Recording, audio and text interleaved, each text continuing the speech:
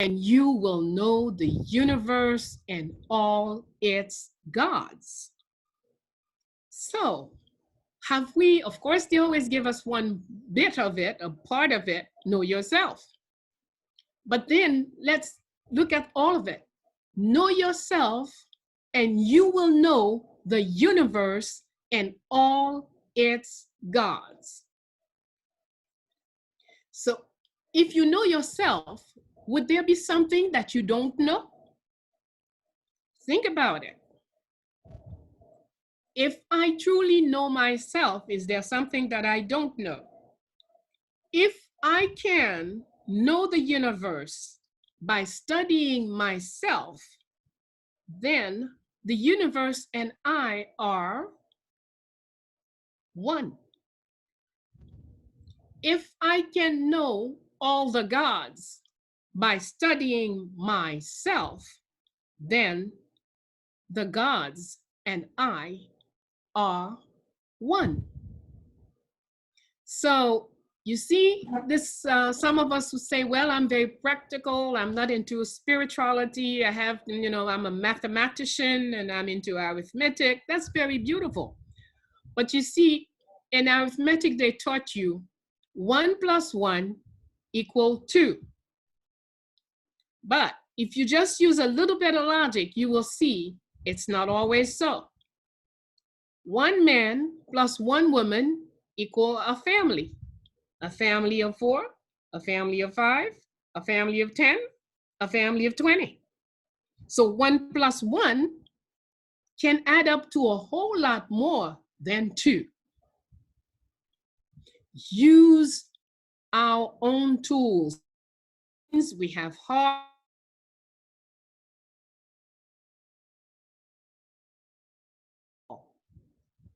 Every time on a daily basis, remember, our survival depends on it. So, know yourself. How do I get to know myself? I've gone to schools that taught me to just recite what they say. I've gone to church that made me recite the Bible. I've gone to mosque that made me recite the Quran. I've gone to wherever else, made me recite. Now, how do I know who I am? That's the point. That's where we start. Question. If you ask yourself honestly, who am I? Then you've already started, you're on the road. Questions must be part of our lives every day, on every subject, in every situation. If you're looking at a film and you're so lost into the film, you never have a question as to why did the guy did this way, why did that woman, blah, blah, then you will draw nothing from that film, no matter how important. But if you question what you see, if you question what you hear, if you question the unsaid, then you're going to have a whole course from that one film, from that 10 minutes video. So questioning is key. Who am I? Is the woman I know as my mother, my mother? Is the man I know as my father, my father? Am I really the first child? Did my mom lose any children before my birth? These are important questions. And if we have never questioned ourselves to this whatever, to this moment, we've never questioned the fundamentals of what they say about us, then we know very little about ourselves. You might be surprised when you start questioning. But more importantly, you get up this morning. Did you notice at what time you became awake? Do you know if something woke you up or did you wake up? And as you woke up, what was the first thought? If I will share with you what happened to me this morning. I've mentioned it several times. I'm trying to teach Bayyinah to go to bed earlier. And that's our job, because her regular bedtime is like midnight, 1 a.m., and then she's up 5, 6. And that's not very healthy in this particular moment where there is so much stress around, when there is so much bad news around, when there is so much wickedness around. So, knowing all this, I've been trying to train Bayyinah to go to bed earlier. So she will build up, because as you sleep, your immune system is built up, your energies are built up, a lot of work is done. So in moments like this, we do need to increase the amount of rest that we get, that we give to the body. So it's been a fight every night. Sometimes the computer is turned off 2 and 3 times. It's off and then it's on again, or it's the telephone that's on, or it's the television that's on, blah, blah, blah, blah, blah. No good. Gotta stop all this and go to bed. And so last night I was more or less successful. It was around 10 or something. So I wasn't too bad. This morning on 3.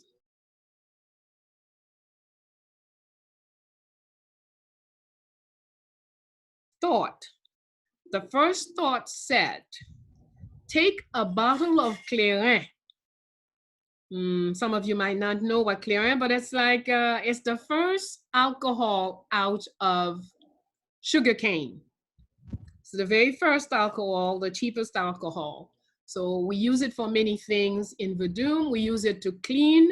We use it in place of alcohol when it's necessary, if somebody is wounded, et cetera, et cetera. Anyway, it's a good astringent. It cleans up things. So it tells me, my first thought was, go to the gate and wash up with a gallon of Clairin. Well, as I usually do, on that score, I'm good. If it came to me, there's a good reason. I don't need to know why right away. I just go about and do it. And I did. And as the day evolved, I start seeing why. My plan was not to go out today, but then something happened and I had to go out. And as I went out, met quite a few people and whatnot, I start to understand why I had to be prepared to go out, even though I didn't know I was going to go out. So trust yourself. The divine lives in you. Take yourself seriously. Within you is all the power until you give it up to somebody else. If you sit down and whatever is going, you say, well, this is the way the world is going. This is what's in fashion. I have to be in fashion. Or this is the latest blah, blah, blah. Hey, where is your brain? You can't buy things because somebody who wants to make money created it. No. We must buy things because we need them. And we decided that they were important for us. It's our money. Don't let someone else decide when it goes out of your pocket. Has to be your decision. So, but in order to make it your decision, you must question yourself. Yeah, I want to buy so-and-so. Why? What would be, what will it add to your life? What will it bring to the family? What is its use for the community? We usually just go about life letting things happen. We must stop it. And today, some folks have plans for us, for our destruction. And if we have no plan for our survival, then of course, whatever they plan will happen. But if you want to survive, then you must own yourself. You must own your own self. And to own yourself, you must know yourself. To own yourself, you must have control over yourself. You go out every day. Do you pay attention where you put your feet? Do you pay attention where you put your hands? Are you aware that hands are the dirtiest part of our body? Touches everything, collects all kinds of whatever, and bring it back to you. It made me laugh when I'm looking at so many commercials, wash your hands, wash your hands, wash your hands. But wash your hands must be a natural thing. I remember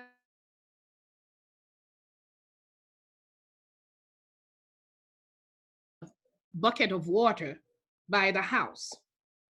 And before entering anybody's house, you had to wash your hand, wash your face, and wash your feet, and take off your shoes. That was regular. Today they're saying, there is something wrong. We have to do this. No, it's not when something is wrong we have to do this. If we were thinking people, we would understand. Feet go all over, shoes go all over, step on all kinds of things, so shoes should not enter a house. That's natural. That's good sense, let's say. Just being practical. Hands go everywhere. We have to be mindful where we put them, and then we have to treat them properly according to where they have been. That's good sense. It should not happen because of a specific thing, but it should be the way we keep control of ourselves on a regular basis. Questioning will bring you very far. Letting yourself go will take you wherever the plan is for you. We must hold control of our own self. And to do so, we must question what we do. We must question what we hear. We must question what we listen to. We must question what we read. We must question ourselves continuously. We're going to look at the map. We have we have this chart, not a map, a chart that we have created in Fondation Félicité. We created this. And you see it says, natural approach facilitating knowledge of self. Without it, all knowledge is paroqueting. Oh, I didn't see, there's a mistake there. It's paroquet, acting like a parakeet, just repeating things. Paroqueting, that's should be there. With it, all knowledge becomes power. Because essentially we must know this. Knowledge is power. But for it to be power for you, you must know and not be repeating. Okay? Whenever there is, if we take the example of what's going on now, they tell us, yes, there is a sickness and they call it such and such, and it does blah, blah, blah, even though I see every week they're changing what it does and how it operates. So, you will not find me repeating neither the name nor any of what they say about it. It's not my program. I have no clue as to why they created this program. I may have a hint as to what the purpose is, but it's not my program. I must protect myself by making sure I continue to work on my program.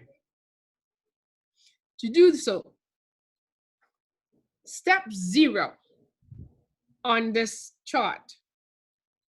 Would someone read it for us, what it says? 0, all the way at the bottom, yes. All the way at the bottom. Continuous conscious questioning. Excellent. Continuous conscious questioning. Just because somebody comes in and say, I'm Professor blah, blah, blah, or I'm Dr. blah, blah, blah, blah, and this is what's happening, and this, hey, that's,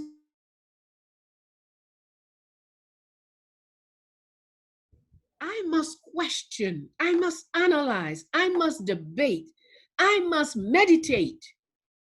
I have a lot of work to do before I will position myself. But I cannot repeat what people say, because I want to live my life, not what people say.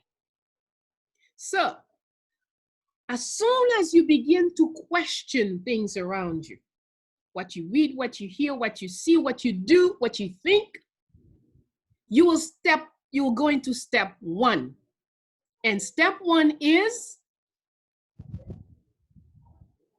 Courage, efficient management of your fears. Excellent.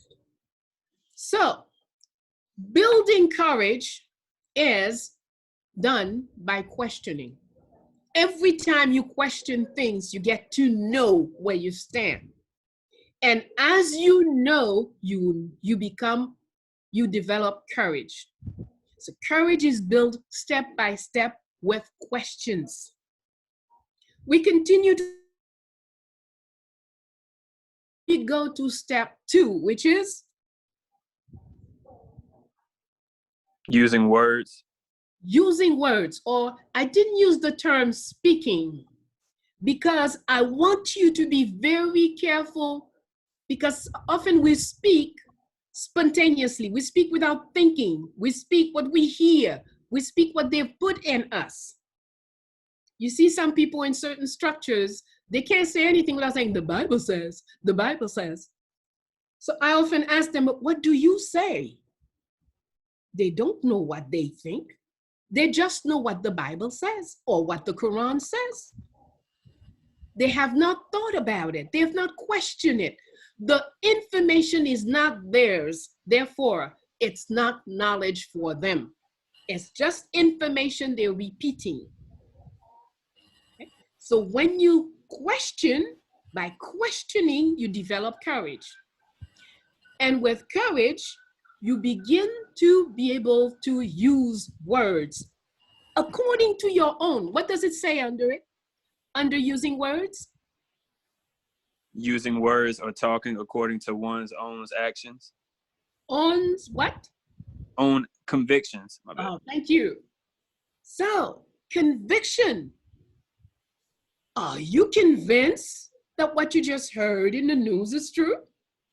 You can't be convinced of it. You just heard it. It will take some work for you to develop your conviction. Okay? So, step 0, questioning. If you never question anything, then you just don't know nothing. I don't care how many degrees you have. You know nothing. Because you only know how to say what Dr. So-and-so said, what so-and-so said, what so-and-so said, or so-and-so right. So, questioning brings us to courage. Courage gives us the power to speak according to our own convictions, because questioning and courage develop convictions in us. And step 3 takes us to? Observation. What is observation, please?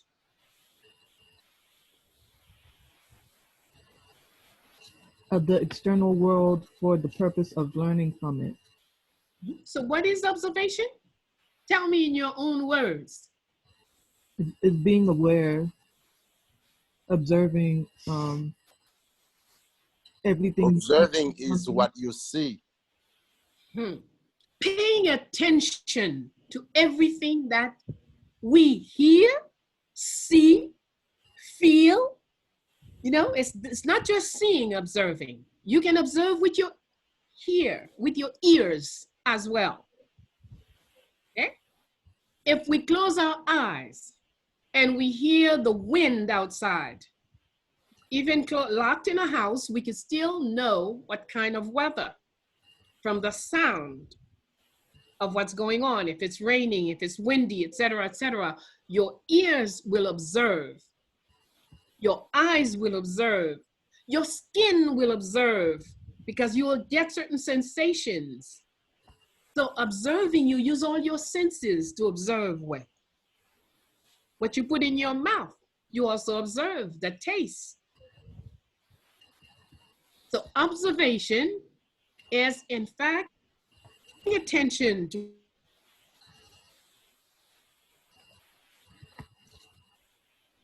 any questioning.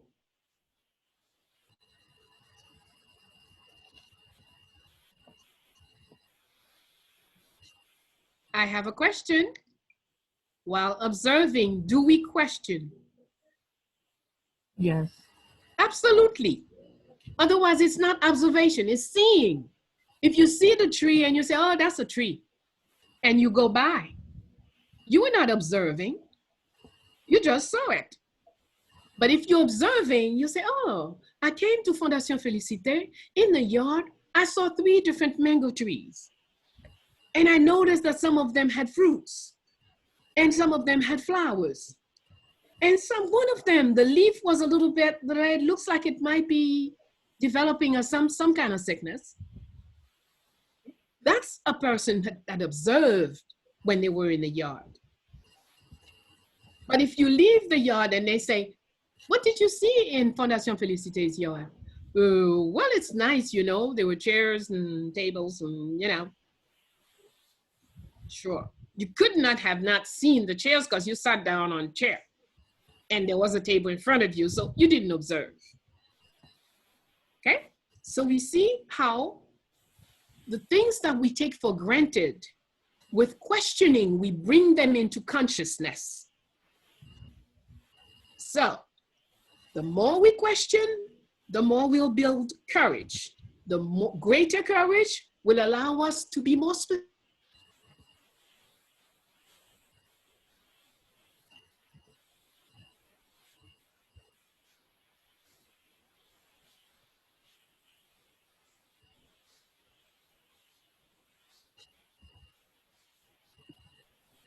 It appears we lost her. Where is she? Man, she just dropped completely off. All right, everybody, hold on tight. Let me get my Bello back on here.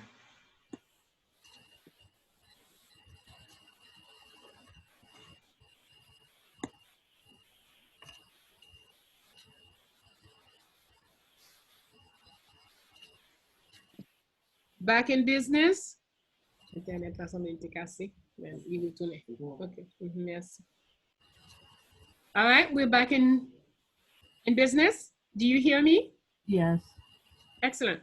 Yes. So we see that with questioning, we build courage. Courage, we learn to choose what we say. Imagine how many times we've heard a Black journalist saying things like, oh, today, a Black day for IT. And the person is Black like charcoal. And they use Black as the most negative possible word. Something wrong with this person. You're not using your brain, you're not using your heart, you're not using your good sense. It doesn't make any difference what language I'm using, but the word that I will use to define my people, define my nation, I will never use that word in any negative way. So, questioning, that will not happen because we will make the proper choice of language. Observation will increase our knowledge continuously. Meditation. What is meditation?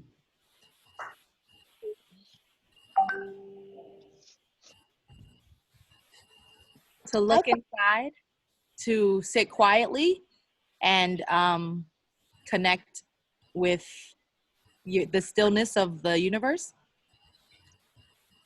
Right, you can go that way, but in a more simple way, we could say serving.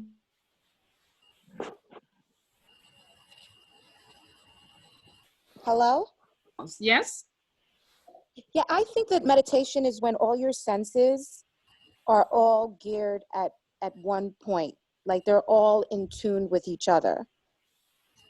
That, you could, somebody I think said that's focus. Meditation is an inner work. Okay, if I am concentrating on what's going on inside of me, if I'm looking to meet my inner powers, the divine in me, that's when I'm into meditation. Now, remember what we said in the beginning. We said, know yourself and you shall know what? The universe. You shall know the universe and all the universe. Exactly. The universe and all its God. So when I'm meditating, I could meditate, for example, let's say my heart was acting up, beating too fast or whatever. If I have proper tools and know how, I can meditate and bring that heart back to its proper speed, proper rhythm. If my breath is going out of control, I can meditate and bring it back in order. As a matter of fact, let me stop here and share a couple things with you. Next time any of you have a headache, lay on your back on your bed, hang your head out of bed, off the bed, and breathe deeply. That's a very primary meditation exercise. Just bringing in more oxygen into your body and concentrating on relieving that pain. Within 10 good deep breaths, your head will go away. So with your breath, you have the power to keep your body in shape. But you've not been educated in that way. So meditation is a very practical tool to get to know yourself and get to know the universe, since the universe is in you.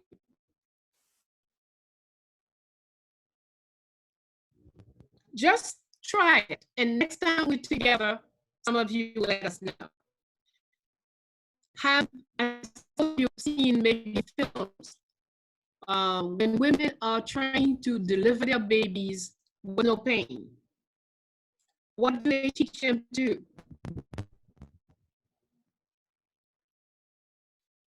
How do you deliver without pain, with no medication? Breathe. Exactly. They teach you how to breathe the way the baby breathes when the baby is coming out. Each stage of the birth, the child breathes a certain way. So they have observed it and they have taught the mothers how to. They have taught the mother how to. Hey, Ma, I'm sorry. This is Franz. Your sound is a little choppy on your end. Oh. Okay. How about now? Yeah, much better. Okay. Thank you. All right. So they train the mom to know how to breathe each stages of the birth the way the baby is breathing. Why?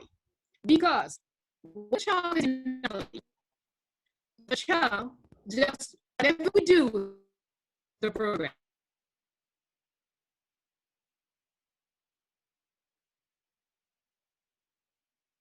Until that day. On that day, the baby says, you know what? I'm not staying here no more. I don't care who stays on my way, I'm stepping out. I must see the sun today. And that baby start doing its own thing. So now there is friction between the baby's breathing pattern and the mother's breathing pattern. So once the mother learns how to breathe just like the child, there's no friction and there's no more pain.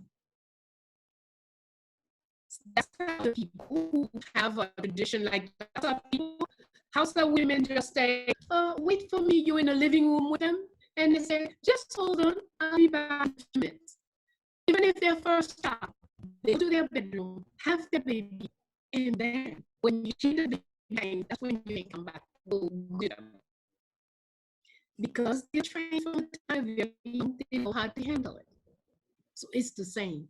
So breathing is the way we communicate with the entire universe. So certainly we can use it to communicate with our own body. We can get rid of a lot of pains if our first reflex is to breathe deeply, anywhere, stomach pains, arm pains, wherever. By breathing, you will alleviate a lot of pains. But that's not our subject today. Meditation, we will say. So meditation is the ability to go inside and do things from the inner world.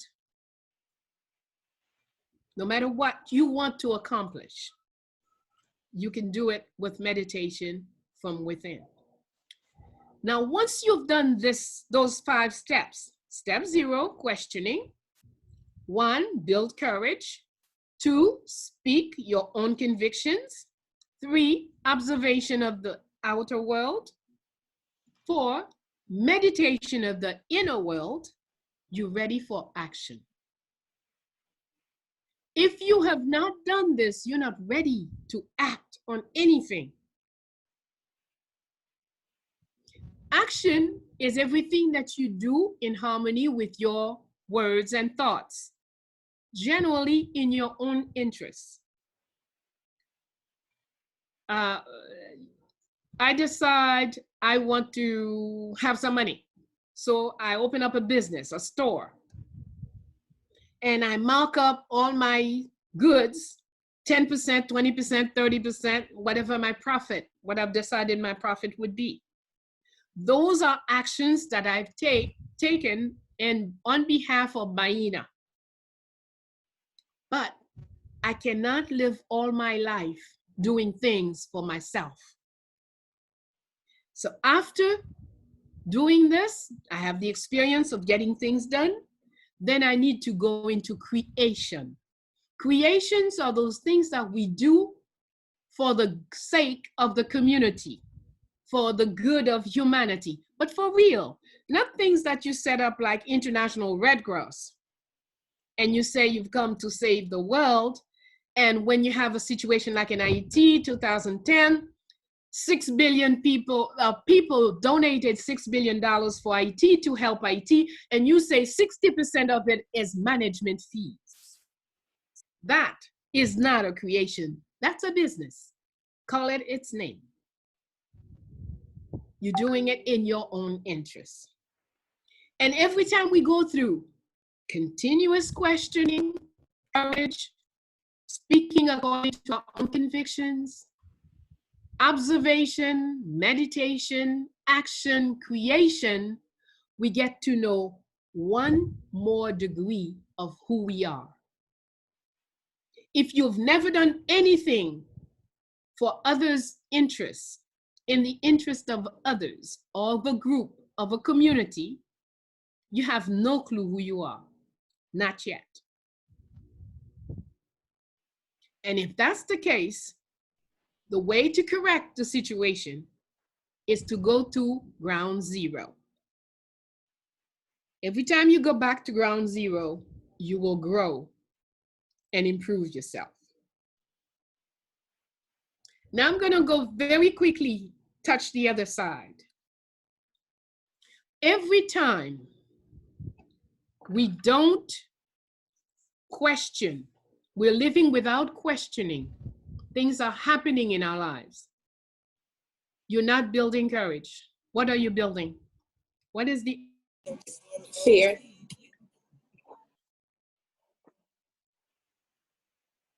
You're being a coward. Absolutely. No courage, you're functioning as a coward. And as such, you will be submissive. Whatever structure, wherever you go, whatever they say, you like, I don't know, whatever they say is fine with you. Okay, you agree to everything. You know, even a man who asks you to marry and says, well, he doesn't ask you, he just tell you, you know what, I'm gonna marry you. He said, oh, sure. You in that, right? You don't even question. Do you want? How do you feel about this person? What are your expectations? What kind of husband you want in your life? Okay. No questions. But when you're on that stage, we can't question anything. Whatever happens, we go along with it. So yes, bring us to submission. Submission brings to illusion. What is illusion?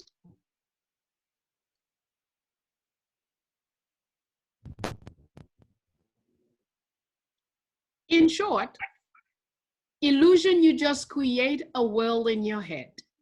Has nothing to do with reality. And that's about the world we've been living in up until today. Lots of illusions, very little reality. So, illusion brings us to begging, natural state. Since I am incapable of questioning, when there's a problem, I cannot find solutions to any problems. So, I will beg somebody to give me a solution, even create my own problems. And the last step, the next thing is, since we cannot have any actions, we will always be reacting. Okay? Actions are decisions that you take after questioning, after planning, organizing, and decide to go a certain way. That's the action. But if I walk up to you and I slap you, and you slap me twice, what did you do? You reacted. But what you don't know is, before leaving my house, I plan that I will come into the room and I will slap you. Knowing your character, you will slap me back. But I had 2 policemen friends in the room to arrest you and take you away for violence. You see the difference between action and reaction? Action, you plan. You know what will happen and you plan the impacts. What will happen after? I'm sorry, say that again. It's chopping up really, really bad. Oh, I'm done. You play. It's chopping up really bad. Oh, I'm sorry. I don't know why. Let me see if I turn this thing off, if that will change something. Okay, I turn it off. Let's see. How is it now? It sounds okay. It goes and it comes. So I see.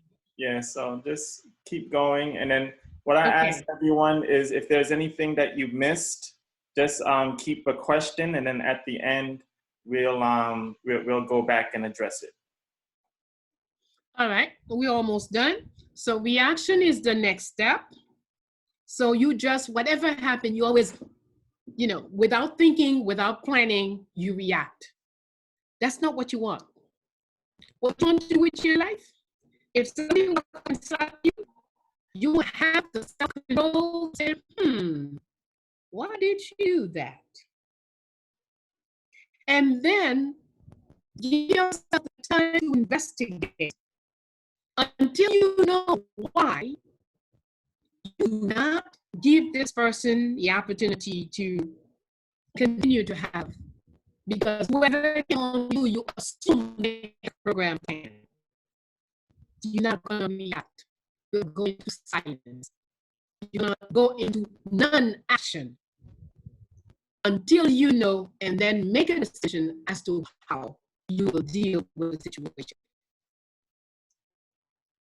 The last step is, when living like this with cowardice, submission, illusion, begging, reaction, we always want to be in the limelight.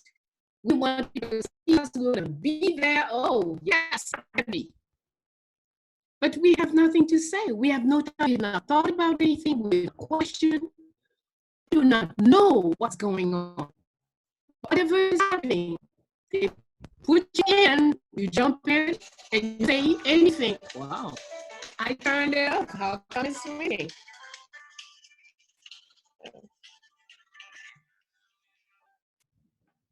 Sorry. Okay, so so we come to appearances. Appearances are more important to us than reality. And if you're living that way, you need to correct it. Because an appearance will take you anywhere, and they will push you anywhere. Those who have plans, you must have plans. And correct life, if that's where it's going, cowardness, submission, illusion, begging.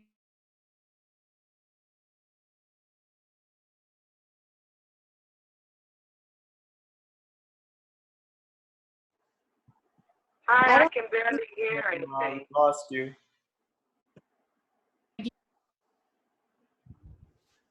Yeah, we can't hear you. Oh, how do we correct Okay. if we're living in the wrong side of ourselves? How do we make a correction? Questioning. Exactly, going to zero, questioning.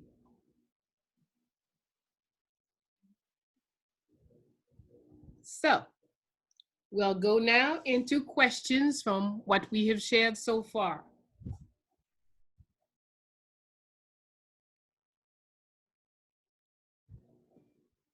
If anyone has a question, you could unmute yourself and ask your question. And in the meantime, let's look at some divinities. Let's go back and forth with some images of divinities.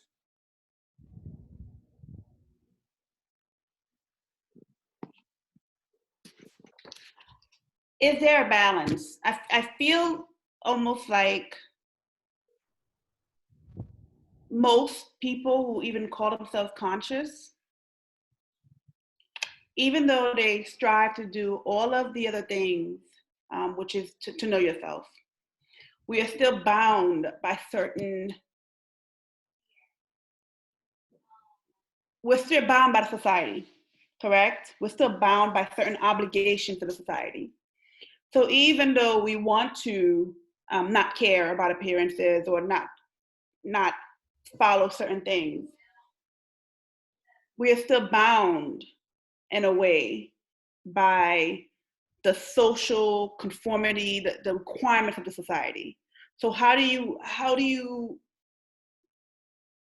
because the thing is, even if you want to be conscious and you want to help your people, in order to do that, you have to, in a way, find a way to live in a society, to make enough money to go and help your people. You understand? So I feel like even though I strive to be on the other side, I constantly am still having to care about appearances. You understand?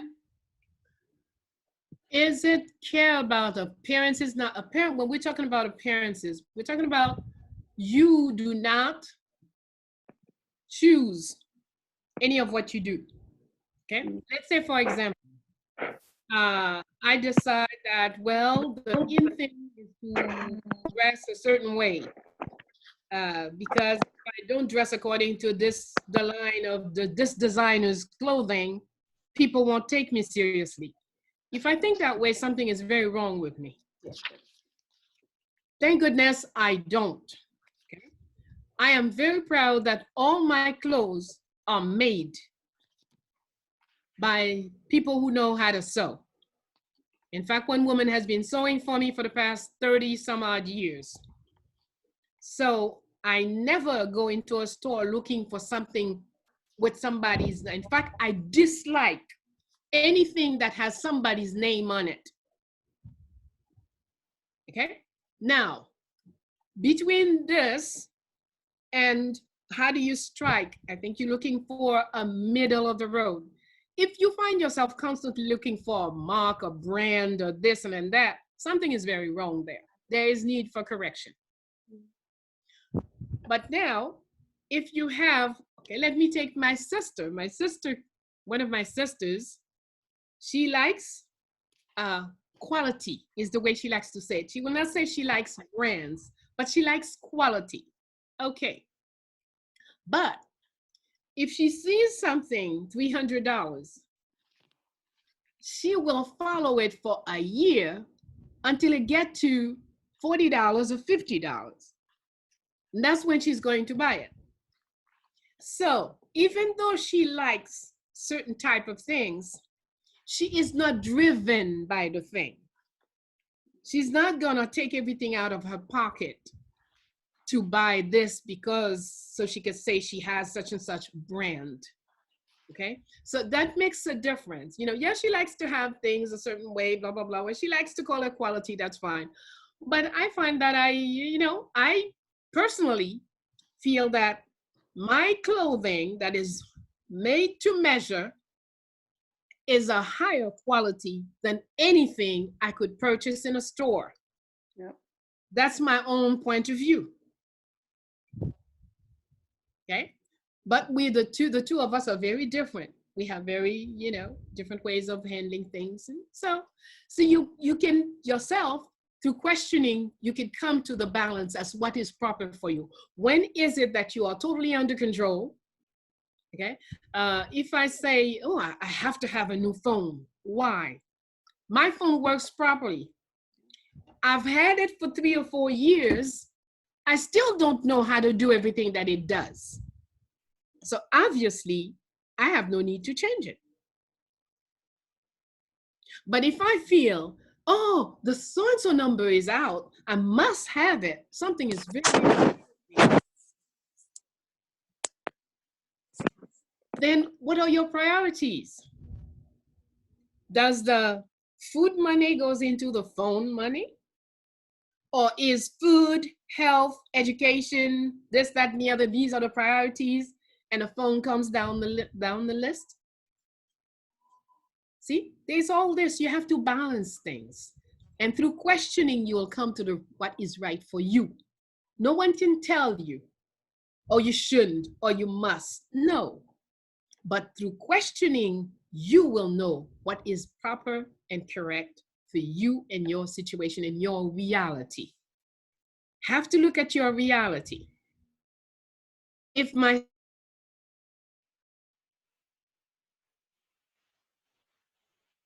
$1,500 telephone, something is very wrong with my math and my logic and my good sense. Yes. Okay, there was one other question from Kathia Thernice.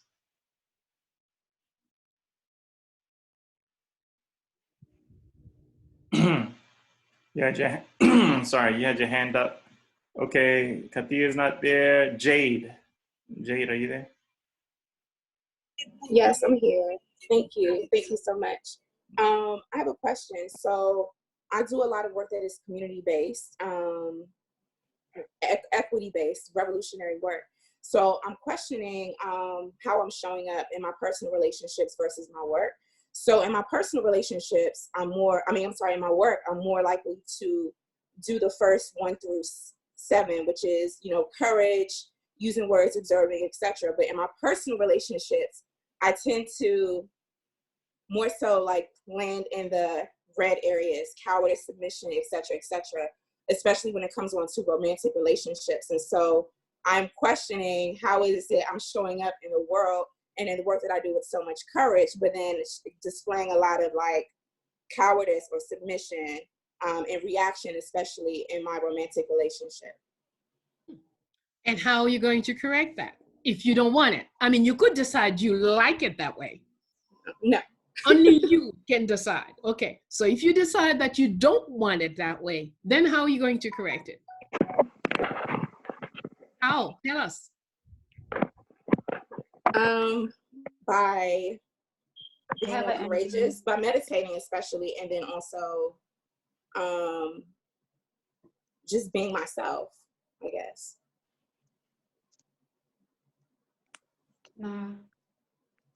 I feel like maybe you can question why you're like that. Yeah, I mean, I maybe need to sit and meditate and do some journaling on that with specific incidences, especially with the reaction piece. I think a lot of self-work helps with that also, like a lot of self-love work. All right,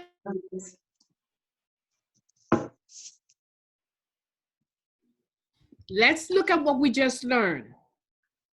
What is the problem is, as she says, okay, she's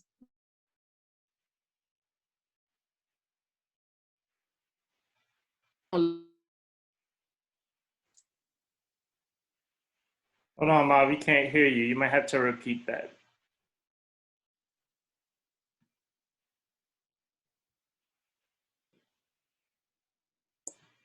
Professor, we can't hear you.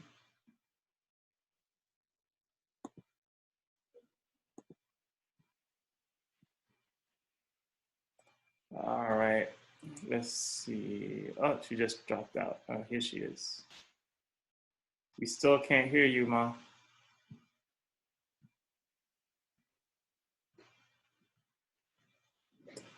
Sorry, everyone, for the technical difficulties.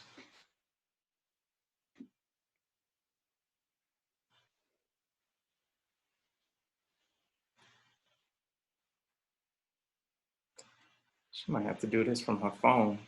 Let's see, what's this? She just fell out, so she'll log back in.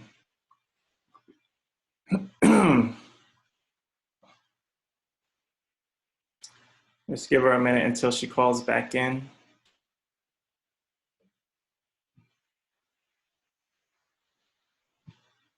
And if anyone has a question, we're probably gonna, after this question, I see a couple of hands are going up, but after she completes answering this question, we're gonna go on with the presentation so that we could finish up at least the presentation. And then we're gonna take a bulk of the questions at the end so that we don't disrupt the presentation too much. So leave your hand raised, or if anyone has a question, raise your hands. It should be like in the chat room. You should see like there's an option where you could raise hand. So that way I'll be able to see you and I'll try to go in order. All right, let's see. Come on, Ma, where you at?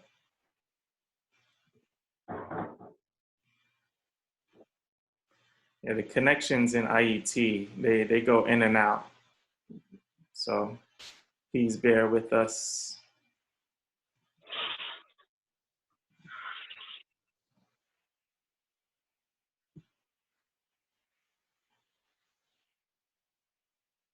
But I got about 2 pages full of notes. I don't know about you guys, but I'm over here jotting a few things down.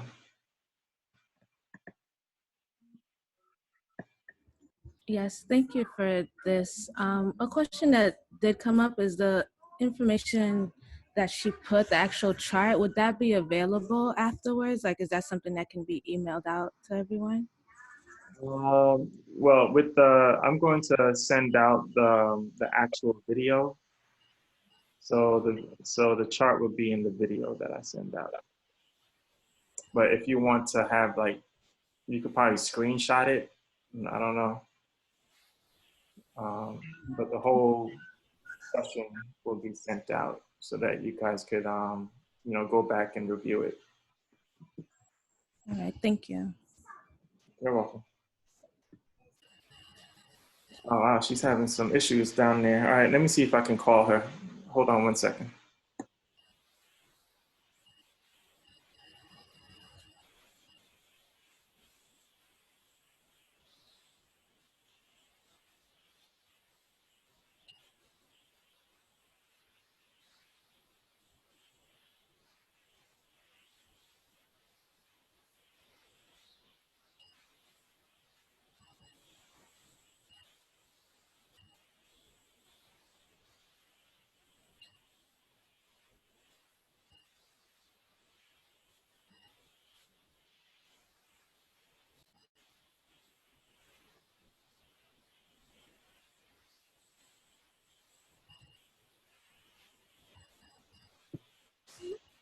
All right, everyone, we're experiencing some technical difficulties. Even her WhatsApp is, oh, here she is. Hold on one second.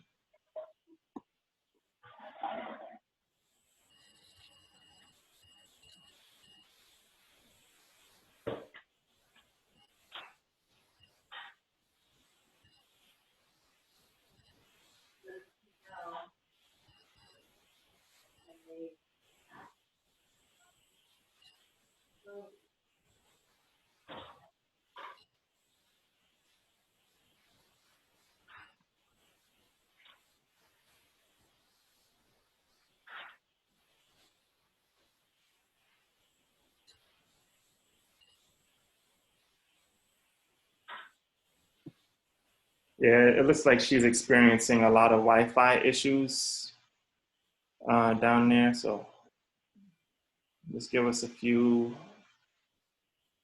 moments to see if we could take care of it.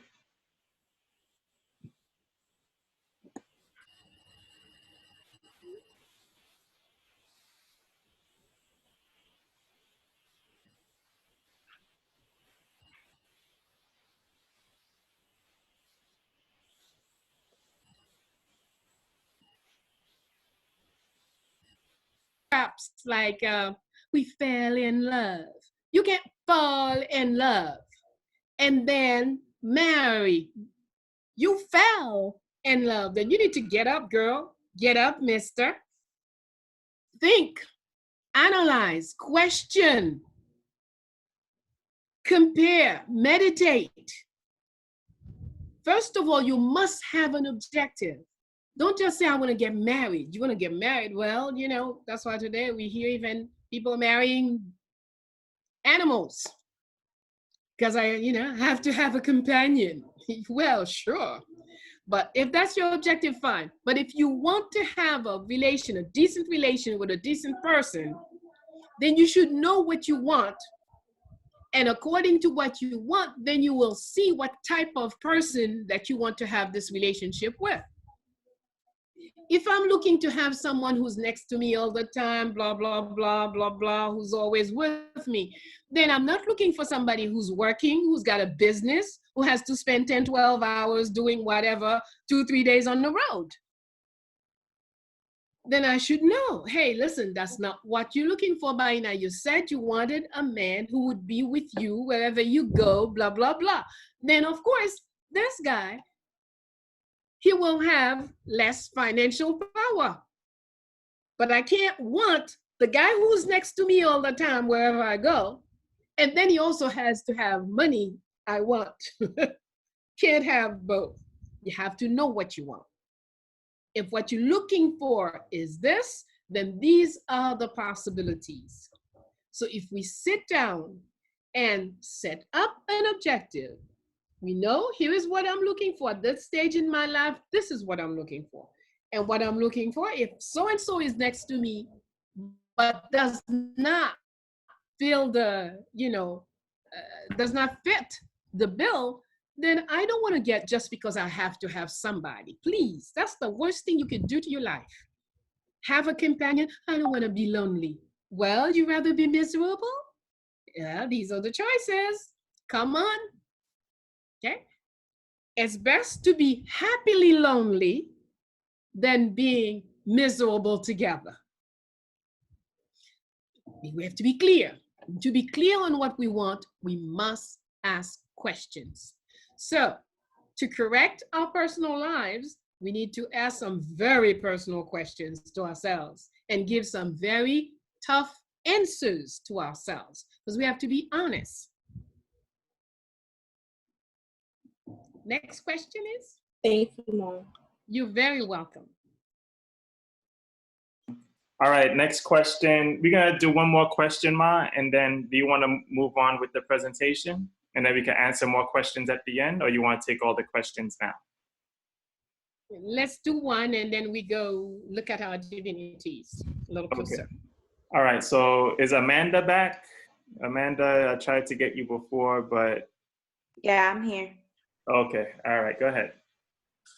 I guess my question is in regards to your space and state of awareness. you reach that point where you're realizing like, oh, okay, I've been going about life in a very unconscious space, and you're just letting things happen to you as the wind blows.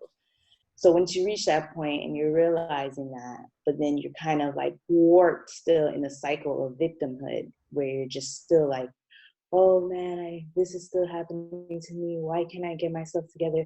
Why am I so, and, like kind of like that, beating yourself up, but realizing that it's victimhood. So for me, I feel that sometimes I get stuck there. Like I'll move out of there, but then I'll return. And it's like this vicious cycle. So I guess for me, my question is like, how do you move past it and continuously move past it? Who is going to give her the answer?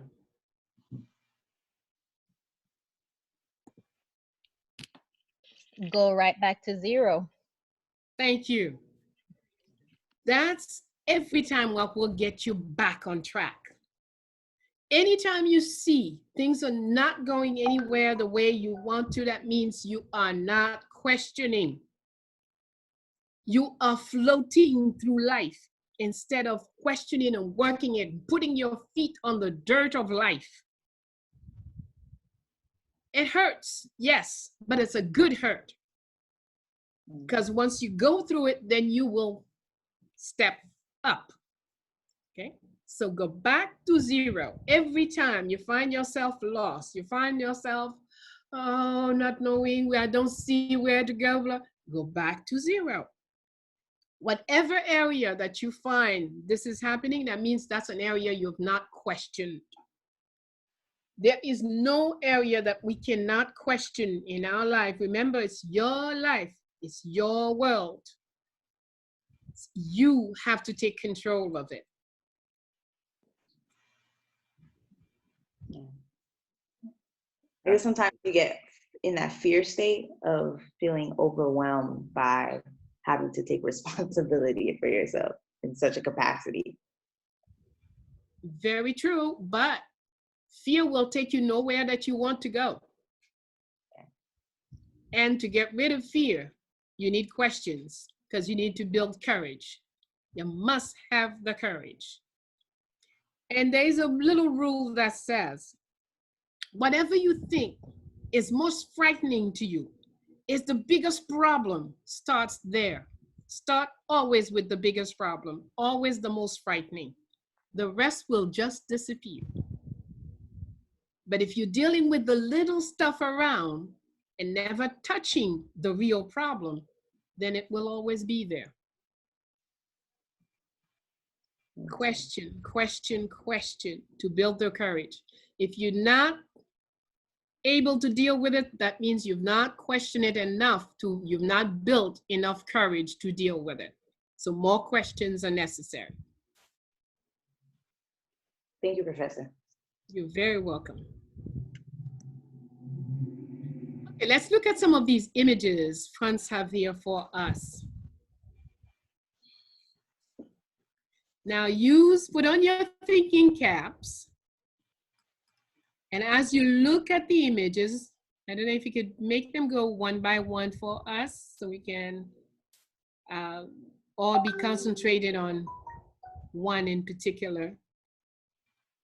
Oh, I didn't do the one by one. I took them off. I'm sorry. Okay, no problem. That's okay.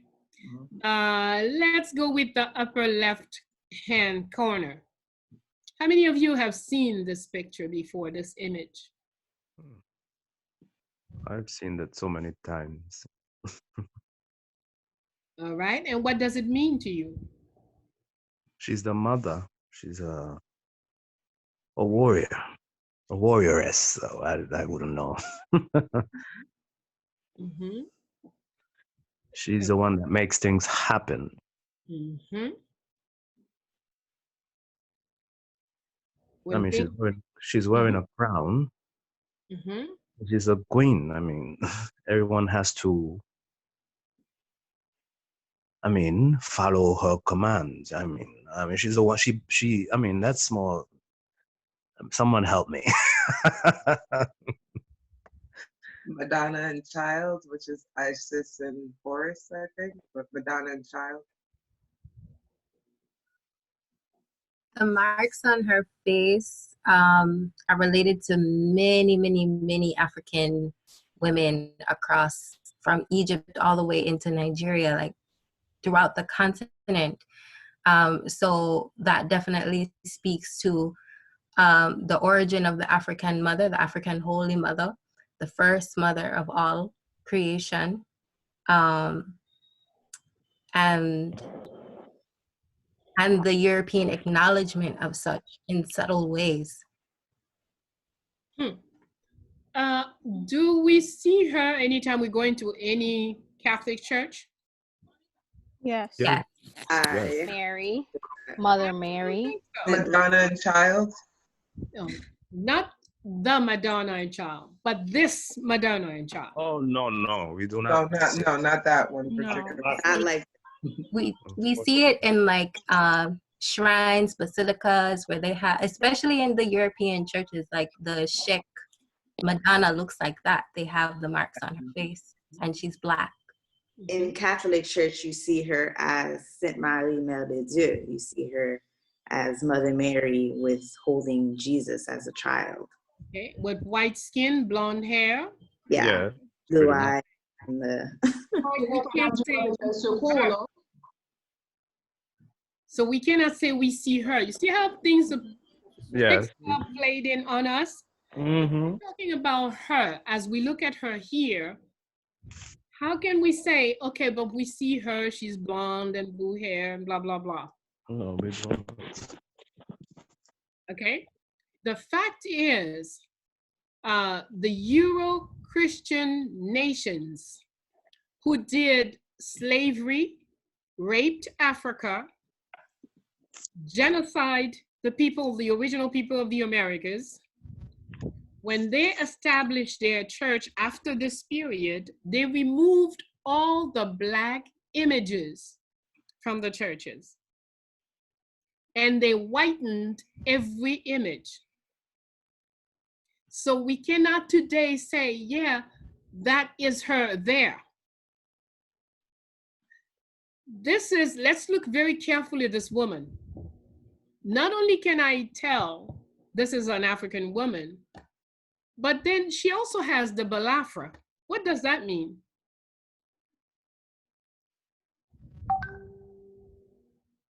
Did I lose you again? No, you're here. All right, what's on her face? What are these marks on her face? When she got cut from her sister Frela. Ooh, interesting. No. Actually, when I was in Africa in the 60s and the 70s, I met many people with this on the face. They're tribal marks. Exactly. These are marks that identified you as to where you're from. Yeah.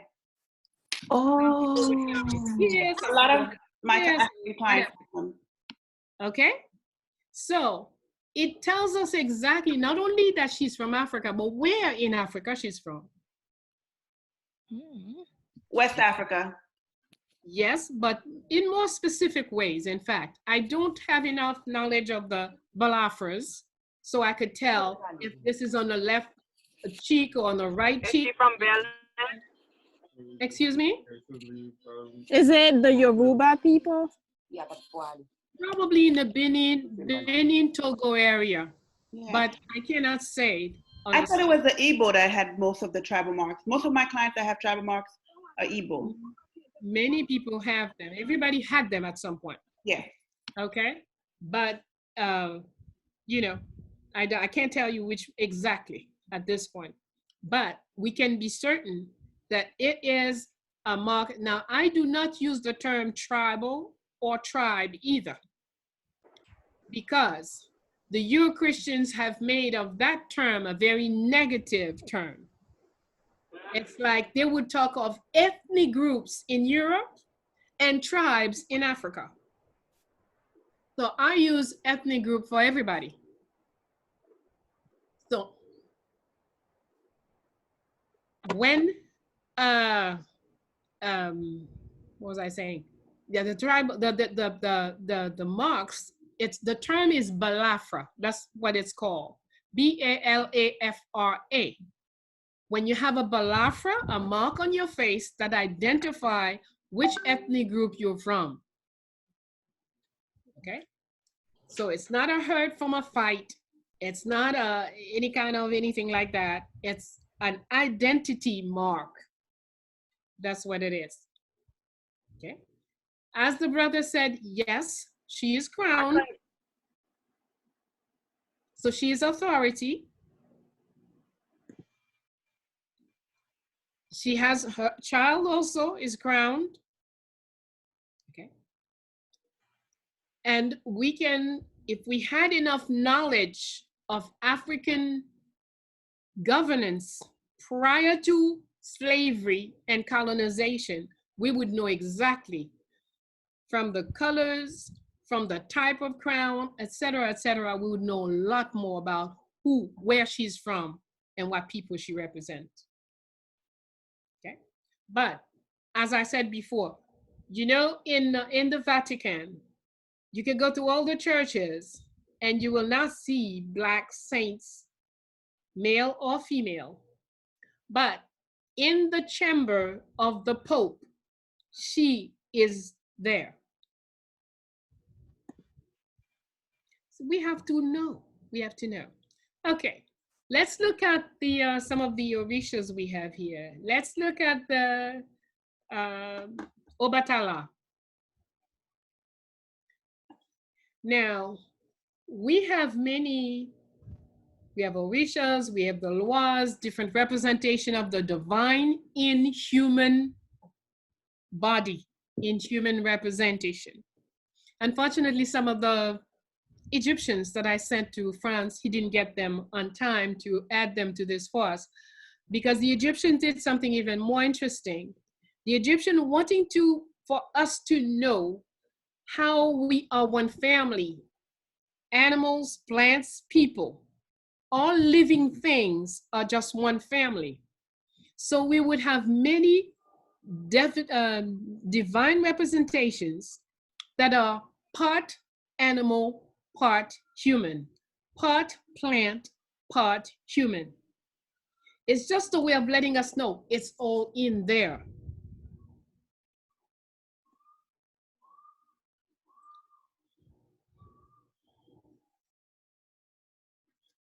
Questions?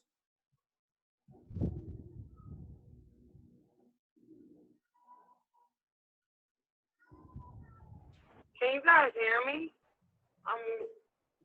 Yes, ma'am, I hear. Okay, I didn't hear a lot of the things that you said. My phone was breaking up. I wanted to know, where did you say that Dontor was from in Africa?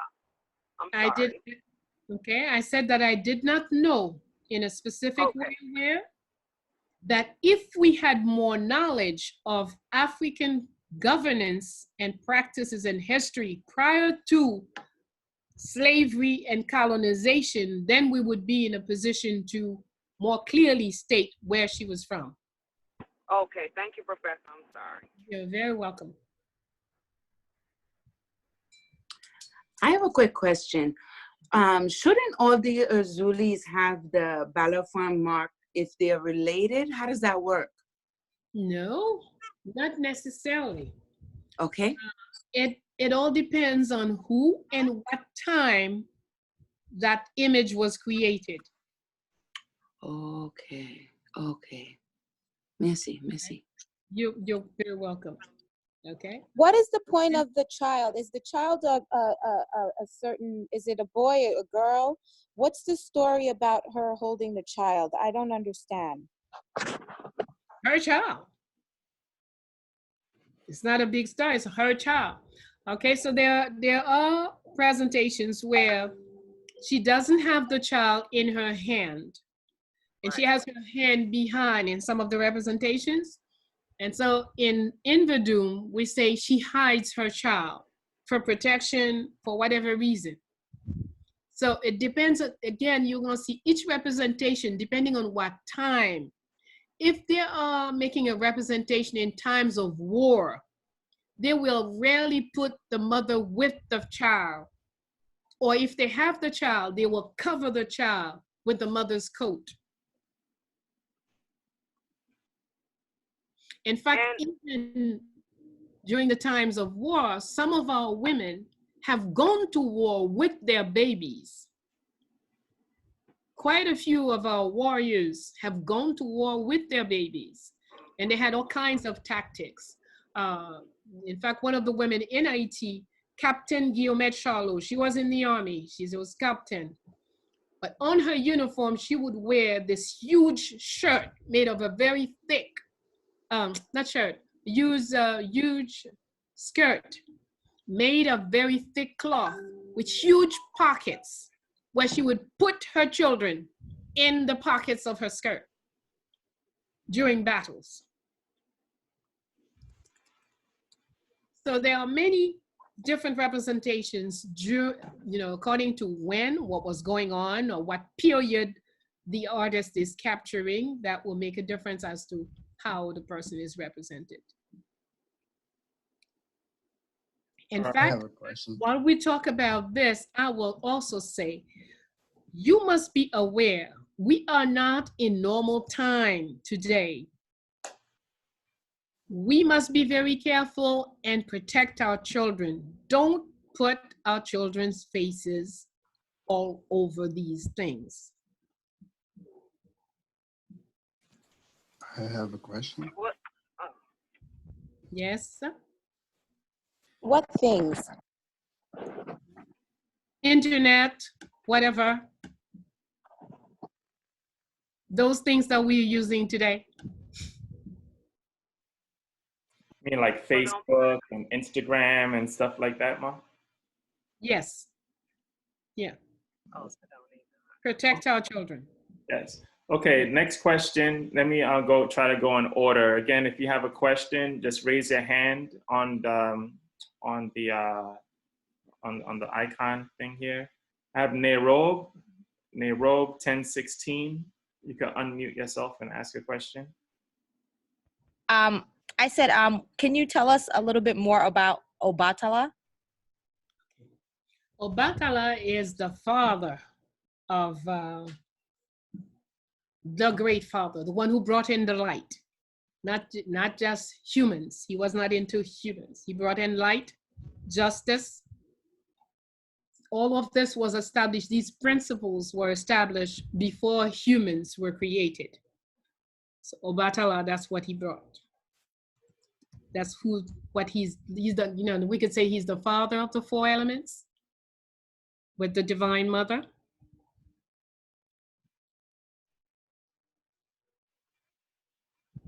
Yes, does that answer your question? Yes, thank you. Okay. All right, next is Surabi Yensi. You could unmute yourself. Yes, good afternoon. Good afternoon. Yes, I had a question pertaining to the earlier presentation prior to the Orishas, but I don't know if I can still ask the question. So yeah, my hands was lifted prior to the Orisha part. So can I still ask the question? Sure. Your question, sir? All right. I'm currently working in a very difficult environment at work. In a psychiatric hospital where I'm seeing firsthand abuse, pharmaceuticals, and I'm also an initiate in the Yoruba system. And I'm having difficulty balancing my nature and knowing the truth of what's happening and needing the money in order to sustain myself. So it's a daily thing, and also being overworked, especially now with this coronavirus situation. So in order for me to not go crazy, and how can I deal with this? All right. I will advise you to do a chart like I did. Put everything in its place. Your work life, your personal life. You have to work to take care of your family, etc., etc. Now, you see on the chart here, we say, as you question things, you develop the courage, You choose, you know how to choose the language that you will use to express yourself. You will do observation, meditation. You will have actions. Going to work is doing action to take care of yourself.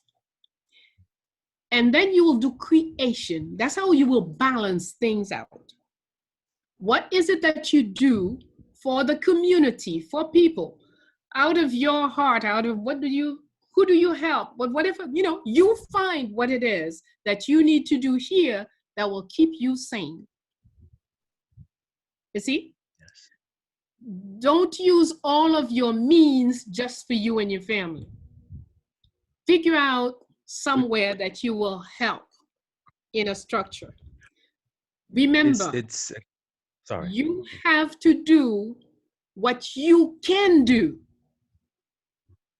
Don't try to give yourself what is not within your realm.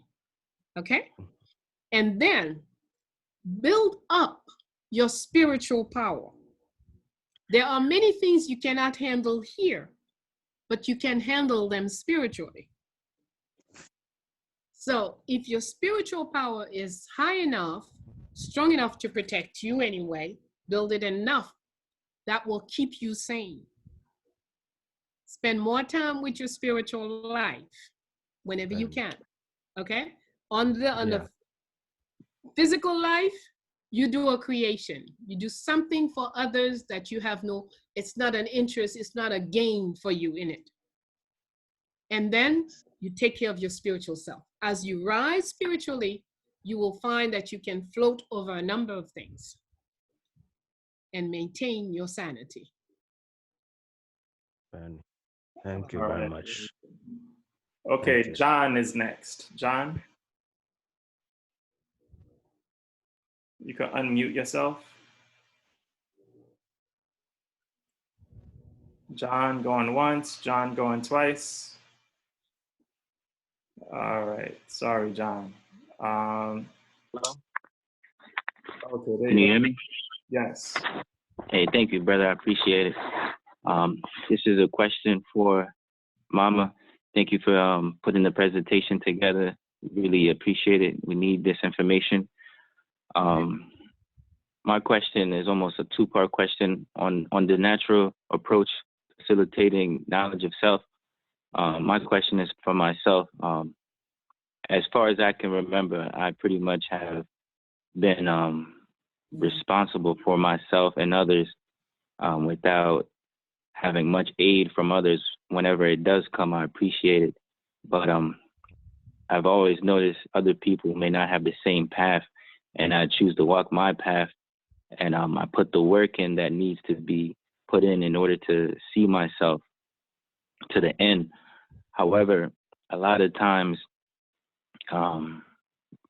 as I'm approaching to fulfill a vision or a mission that I set for myself, and I graciously work towards that, it seems that there's something on the end waiting beyond my control to sabotage all of my work that I've put in.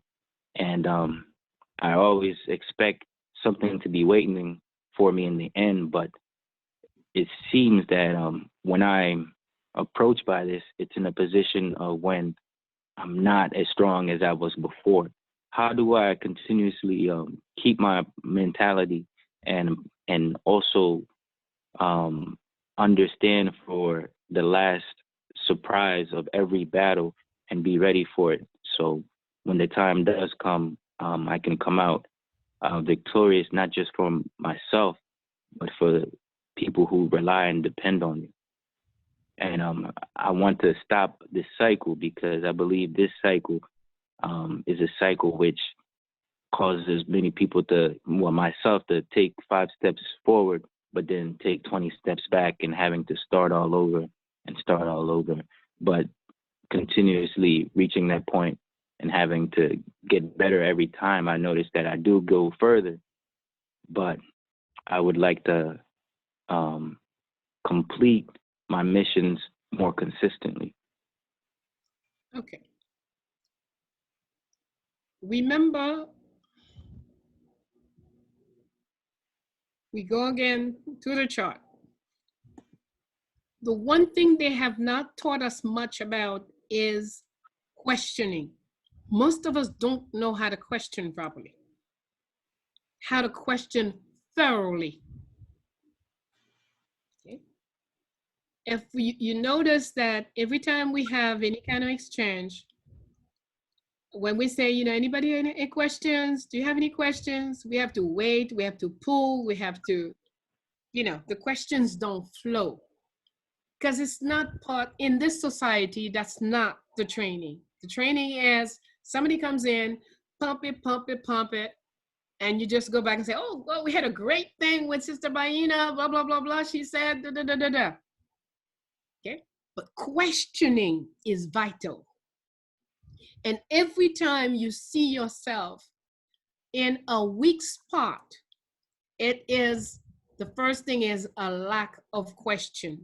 You have not questioned that area enough. Okay, number one.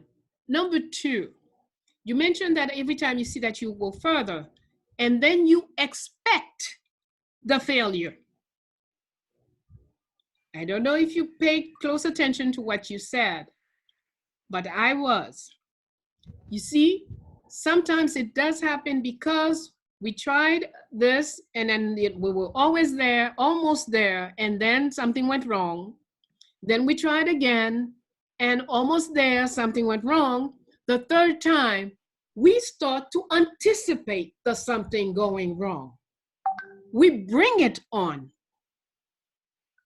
You have to question that part of you that is anticipating things not turning the way you want them to.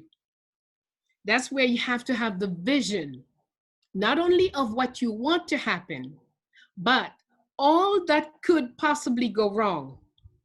And one of the elements you have to question, when something went wrong, did you blame yourself or did you blame someone else?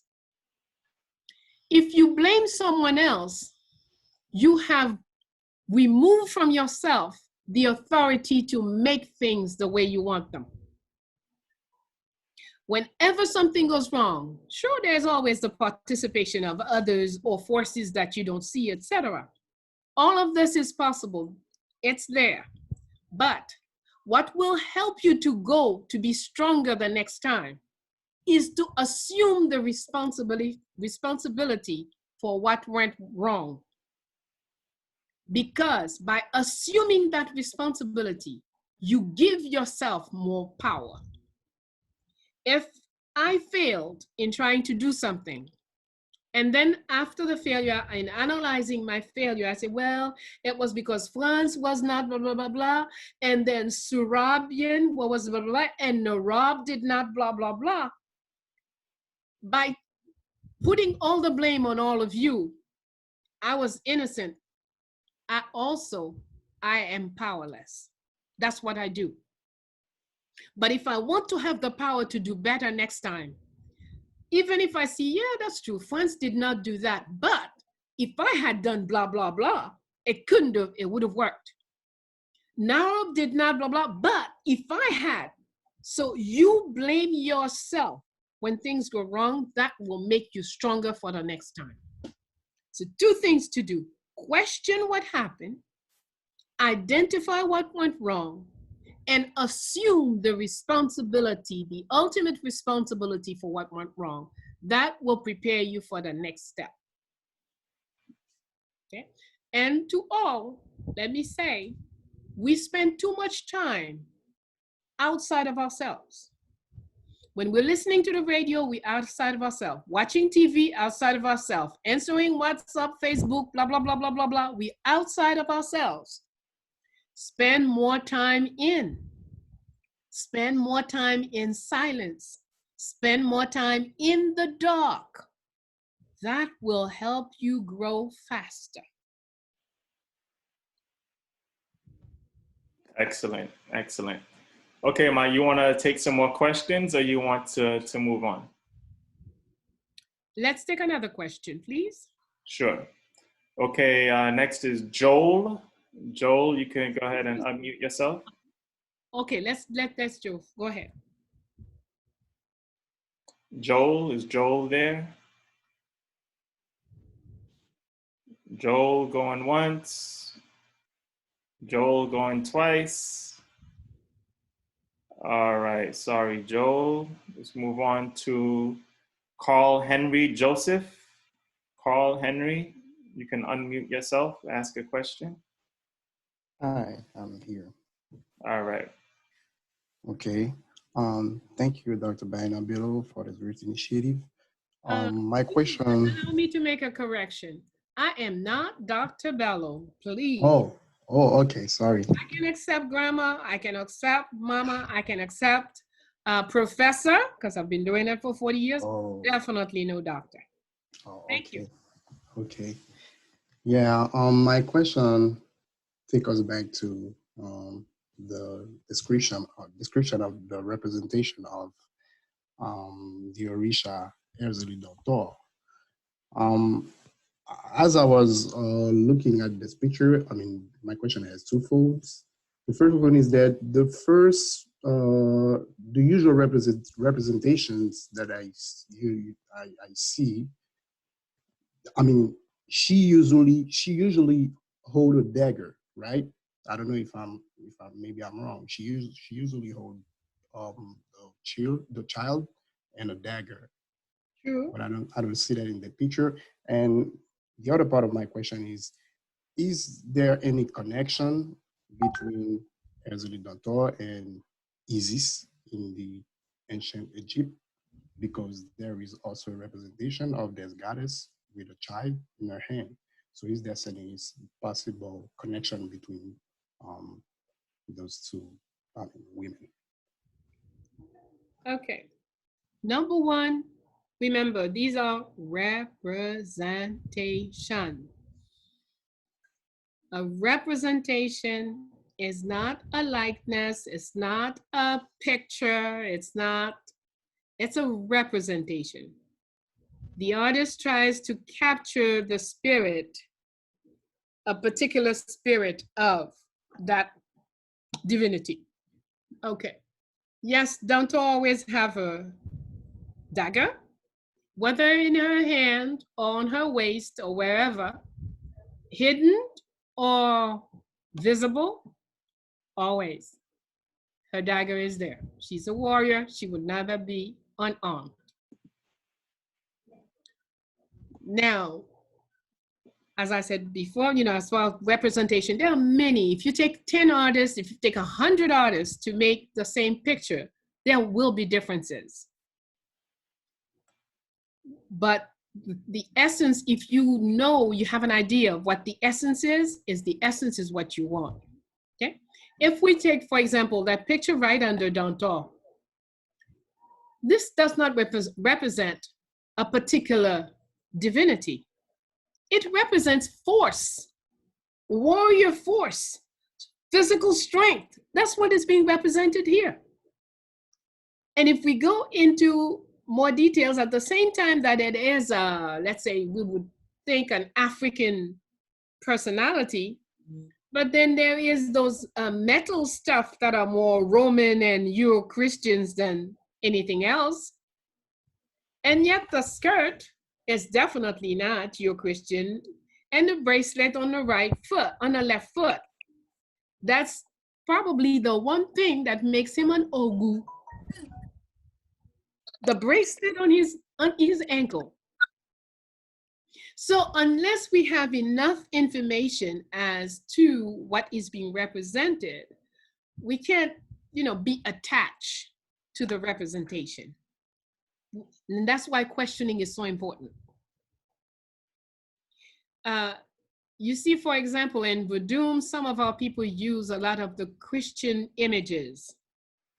I don't, but a lot of people do. They use for Dambala, the picture they use for Dambala is the picture of what the Christians call Saint Patrick. But what most people don't understand, it's not the Saint Patrick that's Dambala. It's the snake that is crossing under his horse. That's the Dambala we are talking about. So you see, if you don't understand the essence, you're missing out a lot by looking at just the picture. We don't care about the horse. We don't care about the saint. We don't care about a whole bunch of stuff there. Just the snake is what we're referring to when people are dealing with that picture and referring to it as Dambala. Okay, so question everything you see and learn the essence of what you want to know. That will help you be clearer on anything that you're learning. I hope I've helped. Carl Henry. Was it Carl Henry? Yes? Yeah. Yes, it does. And can I ask just a last short one? I mean, just a comparison I want to make between Dantor and Oshun. I know that Oshun, I mean, from the researches that I've done on her about her, she's mostly worshipped in countries like Brazil and I think in Africa also, but we don't know much about her in Haiti. And I watched a video where a spiritual women were talking about the fact that we usually see this goddess is worshipped by women more than men, and she was like warning men to know how to worship her to avoid some consequences, because she's a goddess. Her power is different from the god's power, stuff like that. And that made me think, because in Haiti, a lot of people are saying that most of the guys, most of the men who worship, for example, as Frida, most of them have like a different sexual orientation. I mean, they become what they call gay. So that's what the women was trying to point out. So my question is, do you really think that by worshiping like the female goddess, those kind of consequences are really possible? Well, I'm not sure of the consequences.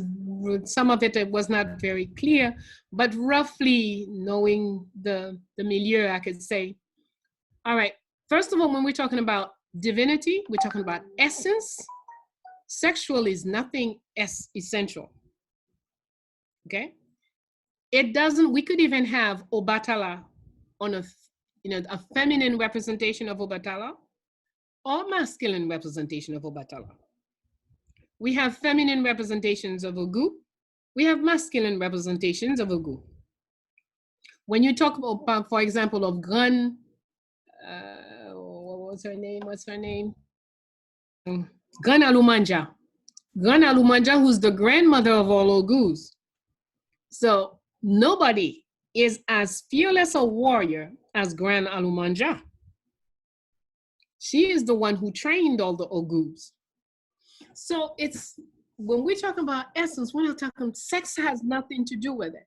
In fact, if we look at it close enough, we'll see female force is displayed as well as what the purpose is. The purpose is that if you're a woman, then when you look at Oshun, you look at Azuli, you look at whatever, you come to know all the power that you have. If you're a man, you look at the masculine elements and you come to know all the power that you have dying, lying, sleeping in you that you're not using. The same is true for men as well as for women. Now, when it comes to relationships, sexual relationship between men and women, the divinities are not, they have nothing to do with that, what you choose to do with your body. They might play on some of it because of the way we do. For example, as Freda, when she comes in, usually she will take a man or two or three, she takes their arms, she walks around with them. But it's not a sexual thing. It's just showing us what charms and beauty and the power that female entities have over male. But it's not a sexual thing. It is showing us everything we can do with the forces that lies in us. To me, that's what the role of divinities are. They exhibit for us the forces that we're not using, that are there. Creativity, beauty, abundance, power, strength, capacity to talk to the river, capacity to talk to the wind. Why is Oya female? Why is Oya hardly dressed? Because she is all wind power. It's not about sexuality. But in the mindset that we are today, the minute there is a little bit of breast showing or a little bit of belly showing, we're already off into a sexual thing. But divinities don't come here for no sexual adventure. And they do not come. They are living in us. It's about knowing yourself. Even though I'm not a very physical person, my strength, I could work with this particular picture. It could inspire me to go out and start working my muscles. And I might discover a lot of things in Bayyinah that I don't know yet because I have never developed my physical body. That's what the relationship with the divinity will do for you. If we take Ya Asantewa of Ghana, who led the revolution against the British, she was 70 plus when she saw a weapon for the first time. But she went out and trained herself, mounted an army, and went out defending her country. So she had to have a connection to some very powerful spirit in order for her to be able to do this. So be careful if you're mixing things up. Spirit comes to awaken, spirits are there to awaken the strength that we are not using, to bring us to our creativity, to bring us to the higher capacities. They are not worried about our sexual whatever. It's not a concern for divinities. I mean, if you take Obatala, the father of wind, did he have sex in order for a woman to deliver wind? Let's be for real. We're talking about strength. We're talking about power. We have the ability to do, to materialize what is not present. Let's not bring it down. Let's rise. Absolutely. Very good. Okay, so another question, or would you like to move on? Okay. I would like to go back to our chart. Okay. I have not had enough question about the chart. No one has said much about courage. What is courage? Oh, good. Stop there. Yeah. Oh, yes, no. Let's look at Dessalines and Estimé. Okay. Now, if I take the chart, and number one is questioning, right? Yeah. If I take the biography of any of these men that are present, that are represented here, Malcolm X, at the center we have Dessalines, on the upper right corner we have Christophe, King Henry, on the lower left corner we have Dumarsais Estimé, President of Haiti, on the right lower corner we have Marcus Garvey. Now, if you take the biography of these men, and then you go through, you take the chart and try to identify, and I'm gonna give you, that's homework now, okay?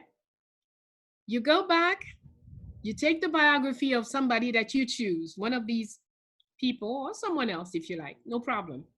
The whole work will be the same. Look at when were they in a stage primary of questioning. What was the first thing that they did that showed they had courage? What sentence or paragraph in what they said that showed us when they started to express their own convictions? Go up the chart and identify within the biography of any one of these people or someone else that you choose. Do this work for them. And next week, we're going to look at them and your biography so you could be a little clearer on how to grow into your true self. You know, one of the things we say here at Fondation Félicité, we often say, when we look at Dessalines, who was the first Haitian, we today, we're not even 1% Haitian. Because when we look at what we do with our lives and what this man has accomplished, if that's what a Haitian do, then those of us who are here now are not Haitians. We're like little fractions of 0.2% Haitian, 0.5% Haitian, maybe 1%. Because Haitian is somebody who accomplished. And the same is true if we take Marcus Garvey. If a Jamaican was being honest, he would measure himself when he looks like a divine man like Marcus Garvey.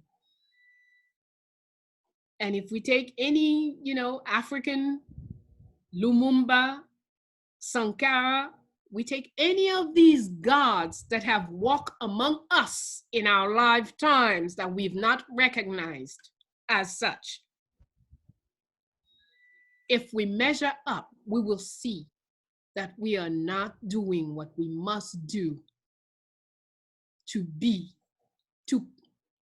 we have not taken charge of the heritage that we have received. They have done their work and they've left a heritage for us. But we are going around, we're not doing what we should do. I had also asked that we have this music. I don't know, maybe it's not very practical in the background or something, but there are songs that build character and we need them. We need to listen to the right music when we're constructing ourselves today more than ever. To protect ourselves, there are music that will act on our bodies just like antibiotics. So if you're listening to poison, you're looking at poison, don't be surprised if you become poisoned. But if you work at protecting yourselves through all 5 senses, then you will be sure to go through whatever we're going through now and come out victorious. And while we're talking on this, I will go to a totally different area. I did not plan, but that's what has come to me now, and that's what I will do.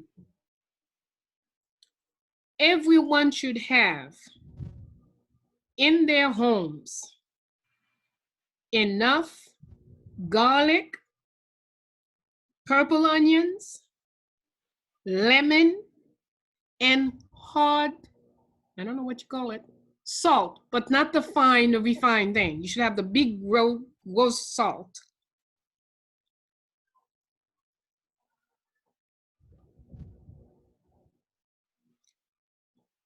Also, baking soda.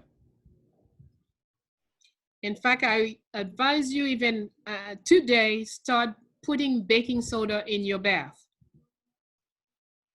It will help you relax. It will help you be calmer and will keep you less affected by the fear that is being pumped around. So put some in your bath, wash up with it. Have lemon in your water. Well, here we do it continuously. Lemon and sour orange is constantly in our water. A couple of you mentioned that you work in hospitals.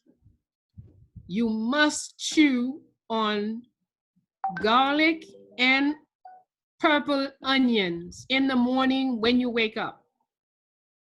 One you have one slice of purple onion and one clove of garlic. Chew it every morning, 7 mornings. But when you go to work, you must chew it. Protect yourself. Those of you who work in hospitals in particular. Might even need some coarse salt in your pocket.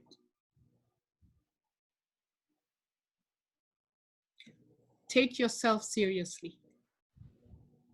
You must decide to protect yourself. No one can protect you but you. No one wants you to be alive when all of this is over but you.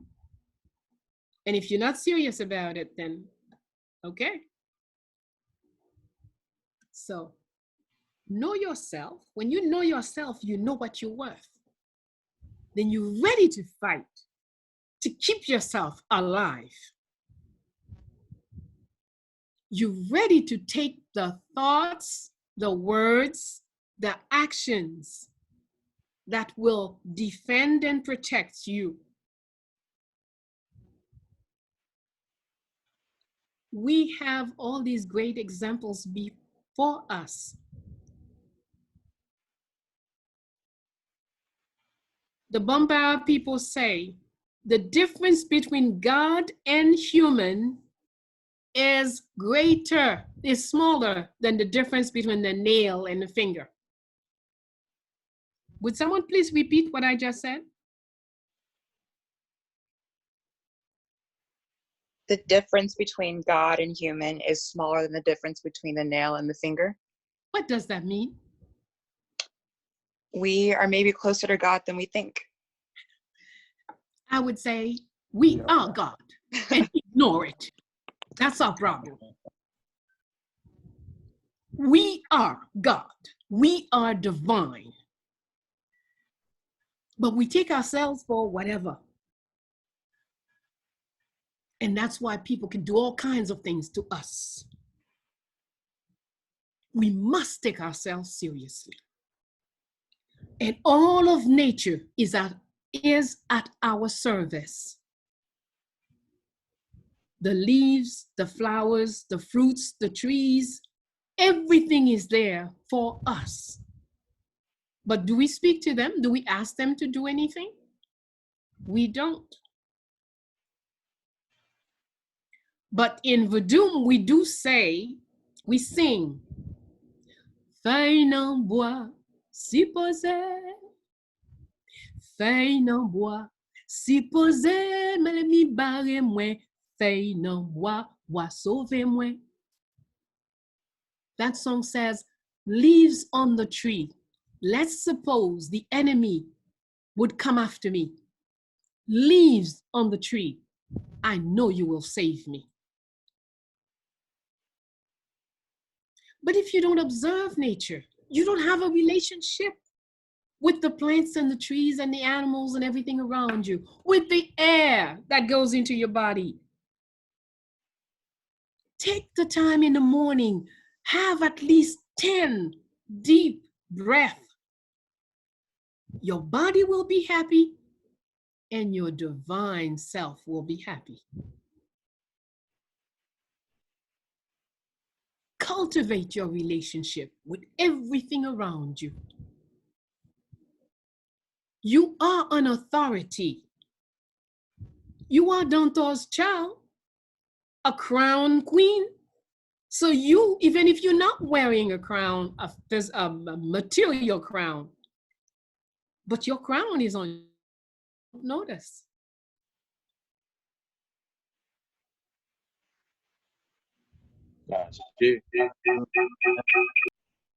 Okay, next question. Let's see, Nayrab 1016. Are you there? I think we tried to get you. Yes. My question was going back a little bit to the chart in terms of action and then creation. In terms of self-service, if you find, like I find myself trying to balance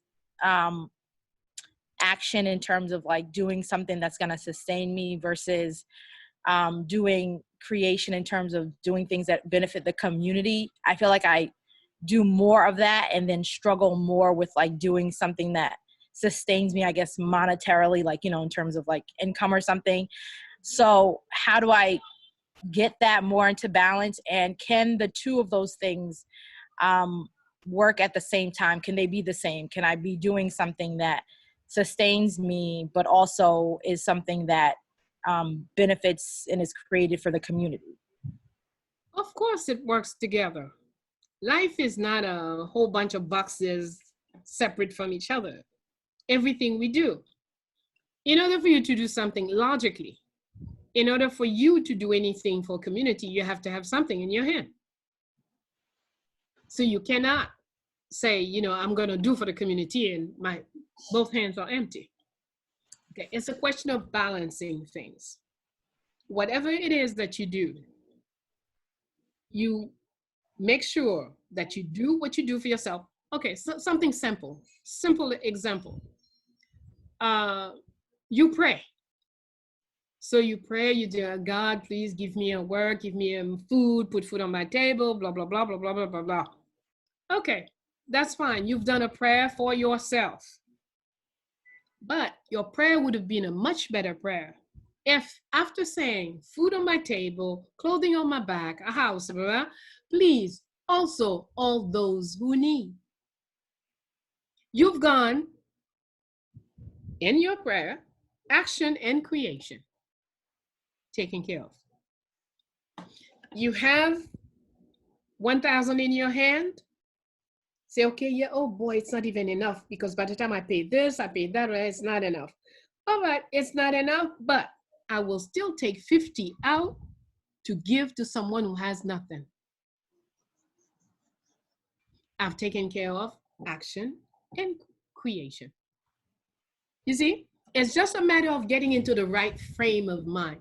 It may not be money, it may be, oh, I'm someone who buys sandals all the time. Look at all these sandals, boy. I heard so-and-so complaining she didn't have, let me give her the 2 pairs of my sandals. Let me give her this brand new one. I'm not gonna take another new, let me give her that one. I haven't worn it, or I only wore it once. Let me give it to her. There are a million ways for us to always be doing me and the others, rather than be stuck doing just one side, which is not, life is all about equilibrium and balancing things. And as soon as there is excess, there is trouble. Like this society, why we are where we are today, it was visible. It's a society gone mad about more, producing more. Gotta buy more, gotta sell more, gotta buy more. Not thinking about, well, how about the side effects? How about this? How about that? It's not balanced. Totally disbalanced. So now we have a totally unbalanced health situation. If it is a health situation.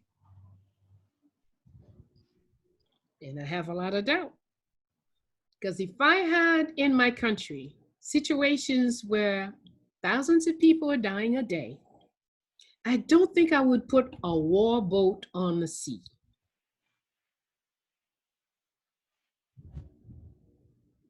I don't think I would go attack other people. So we have to think, what is the real situation? Okay. Balance. Always try to balance. Whatever you feel is lacking in this world, bring it in. lots of problem with injustice, be careful that your own words and actions are always aiming for justice. Being fair to others is a plus. Yes? Absolutely. Yes, Okay. thank you, Mama. You're very welcome. Yes. Okay. Next question comes from Shadana. Shadana, are you there? Yes, I'm here. Thank you, Mama Bello, for all the inspirational words. My question is really simple. I think I'm stuck on number 4, meditation, because I consider myself a student of Odun right now. My ancestors have just recently, well, I'll say I just recently heard my, and I've been learning about all the spiritual practices and rituals. But the hardest thing that I find is sitting in stillness, sitting in darkness. Literally, it scares me. And it's not that I'm scared of my ancestors, obviously, because all my spiritual teachers tell me that they're around me, they're protecting me, they're here for me, they want to guide me. But my question is, how do I get past the fear of, I don't know, it's like I think, am I going to see them? How do I get past the meditation, the fear of of what happens in meditation, to have action?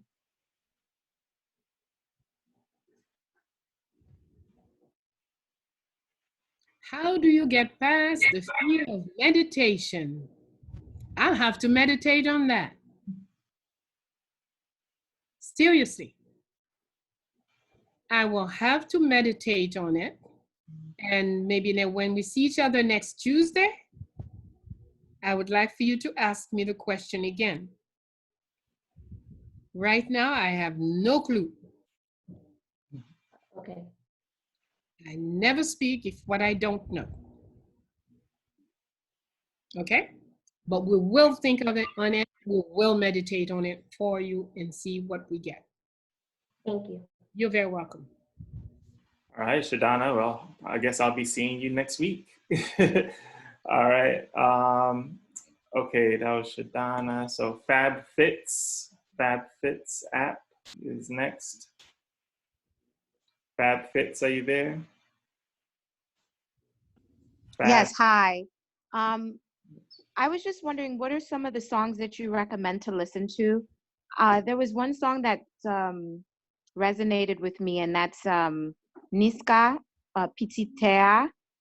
And it's amazing that you talked about Purple Onion, because right before we were quarantined here in PA, those were some of the things that I just intuitively went and reached out for. So I just want to share that I was born here, but my mom raised me as if I lived in Haiti. But one thing that I've always struggled with is learning my roots and understanding the Orishas and the Loas. She became Seventh-day Adventist and started practicing Christianity. And for some reason, she kept us away from learning about Vodun. And she, for some reason, has fear that these are spirits that my grandmother used to worship day in, day out, and that for some reason she was initiated but never took heed to. And so she seems to be a little schizophrenic in her thinking and her ways, but she's always attributed that to the fact that she's never really taken that side of Vodun. So my question to you is, now that I'm realizing more and more and more that I just don't have knowledge about the divinities, and that for some reason I've been following my own voice but also battling doubt. As far as some of the things that you've explained, can you shed some light about the divinities and how you serve them, how they're spirits in within? But are there divinities that people who do practice Christianities, I guess my question is why what is the negative, are there negative sides of the divinity that people fear can manifest, and because of that they stay away from it, is my question, I think. Because I don't understand why my mom doesn't want to embrace or even allow us to embrace it, and it's something I feel that we have and within our being, and she has this fear and negative view of it. And I'm just wondering, coming in and now trying to learn myself, if there's things that I need to be aware of. What is it that she fears? All right. What is there to fear? Fear is easily created by any stranger. When a Black person look at herself, Black person living in a Black country with everybody Black, when they look at themselves in the mirror, they say, "Oh, I'm gorgeous." But when you're around people who don't look like you and who are dominant and aggressively imposing their ways, then you come back to the mirror and you say, "Oh, my nose is too red, my mouth is too red, my ears are too." You see, when all of us were the same, we all were doing the same thing. We never questioned, none of us felt. In fact, in most African languages, there is no such word as saying somebody's ugly. You have to go to a foreign language to find ugly. So we did not have that perception about ourselves until others started saying it. The same way today, you have so many of us doing something to our skins, or doing something to our hair. We don't, it's too kinky, it's too there, it's too dark, it's too this, because others, we are looking at ourselves with other people's vision. And the same is true for voodoo. When everybody is around practicing voodoo, nobody is afraid of voodoo until a church comes in and start their business. And it's just the business, because what is the purpose of the church? The church wants you to live what you're doing and come and do what they want you to do. And pay attention, I did not say to come and do what they do. I said to come into their church and do what they want you to do.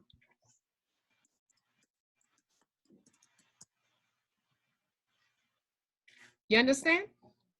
So we need to be, that's why when you're not yourself, anybody can make you turn away from everything.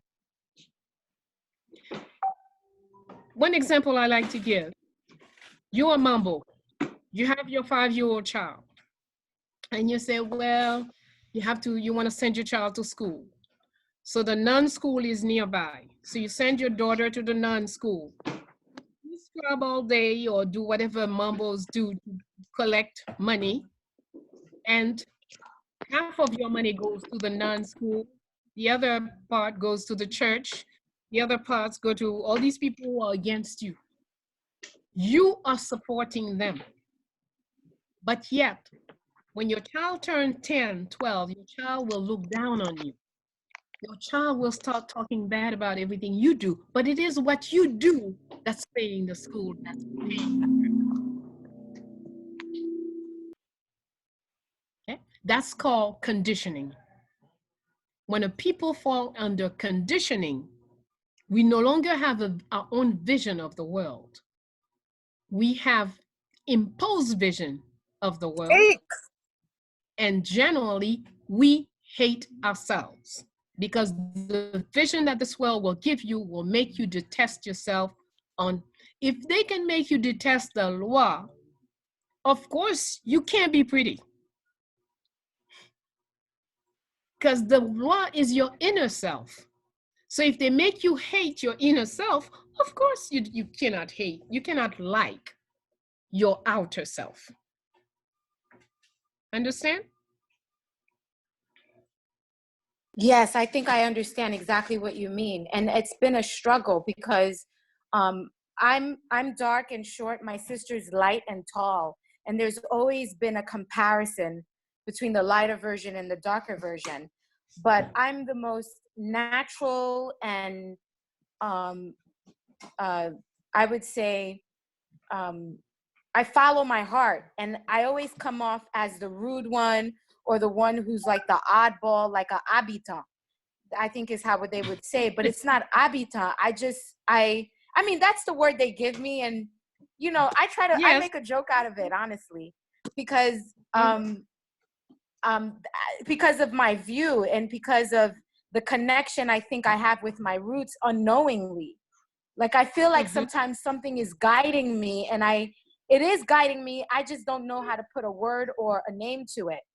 But nonetheless, before we're done, I just wanted to know, what are some of the songs that I can play? Like, I play Ai Bobo from Mika Ben, you know, with this dread guy. I don't know what his name is.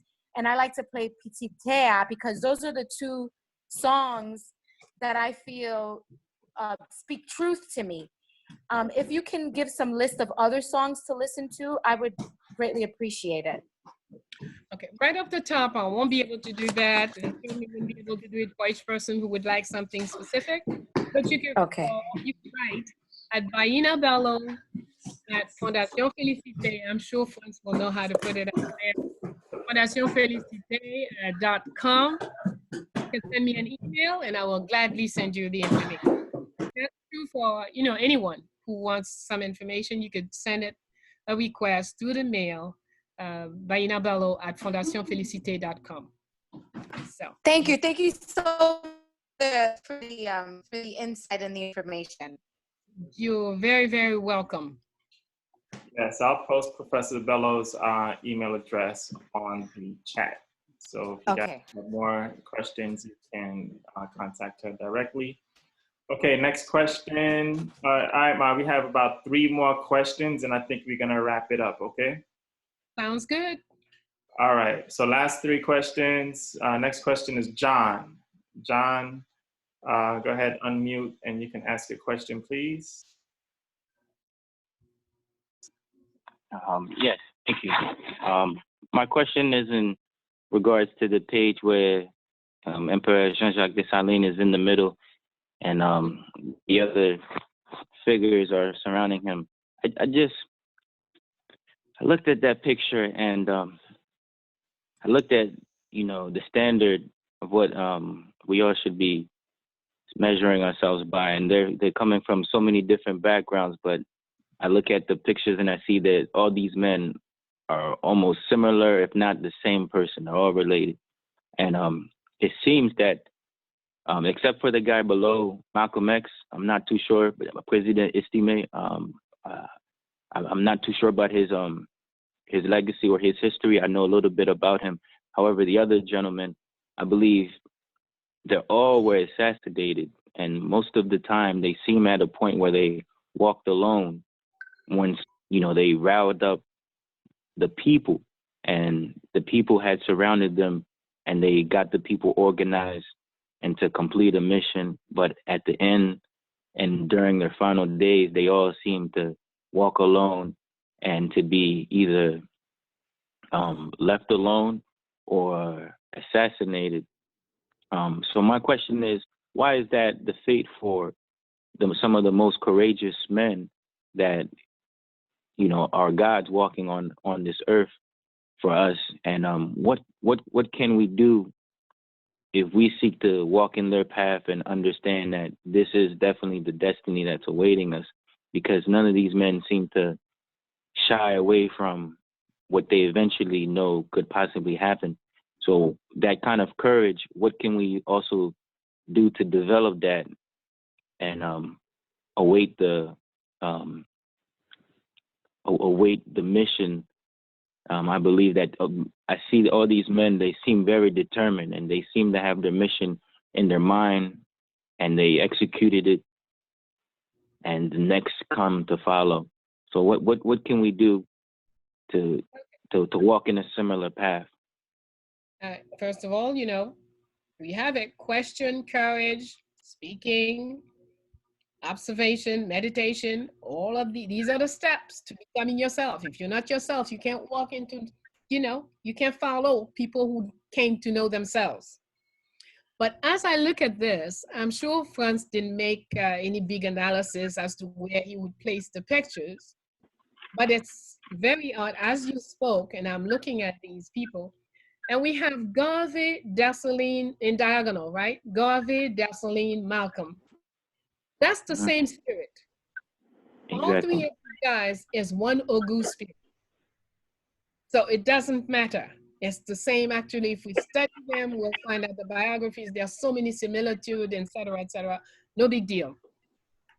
Now, if we look at the other diagonal, and Estime and King Henry, those two guys are money guys. These are people who brought money into the nation. Yeah. King Henry created the gourd and brought Haiti to quite high economic status. And President Estime, he when he first took over, the gourd was practically worthless, but he took the decision to pay up a false debt to the United States so Haiti would be free to do certain things and rise. So both these people brought in economic, rose our economic. Now, your question, how do we avoid ending in death? But do you know any people who does not die? No, I know we all must die, but these guys, they seem to, before they leave, they left a mark that they set the bar so high. Exactly. And perhaps you should consider that had they not been assassinated, today you wouldn't be talking about them. Yes. So the question is not, how do we avoid being assassinated? If that is your worry, then you will waste your mission. The question is, what is my mission? Who am I? What is my mission? And how do I pursue my mission as far as possible? And when I get to the end of my mission, it doesn't matter. If I take Dessalines, for example, if Dessalines had been assassinated on January 2nd, it would have been fine. Because he had accomplished his mission on January 1st, 1804. Everything he did between January 1st and October 1806 was gift. That's way above and beyond his mission. Everything he did after Independence Declaration. Because his mission was to bring us to independence and declare it to the universe. Mm-hmm. Okay? Yes. King Henry, I'm not sure. I have not studied King Henry enough to say that I'm clear on what his mission was. But I wouldn't be surprised, being that he himself took himself off. He chose the date that he would die. He chose the weapon. He chose a golden bullet to give to himself at 3:07 in the morning, when such and such star would come down from the sky. So this is a man who calculated his passing, his going away, to the degree. So obviously, he must have judged that he had accomplished his mission. Now, I have not analyzed Malcolm, so I cannot say if his mission was accomplished or not. But my opinion is that Dumasse-Estime had done what he came here to do, which is to demonstrate that even if thieves were holding the country in slavery in a certain form, in slavery because of money, that we could just pay off, even if we know we didn't owe them nothing, pay them, throw the money at them so we can carry on with our mission. So to me, that's one of the key things that President Dumasse-Estime demonstrated. And Marcus Garvey, he showed clearly that, unity is the way. Everything he did was, take everybody's $1.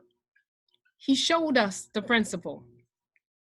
right now, I may have a problem finding $2,000 or $3,000 or $10,000.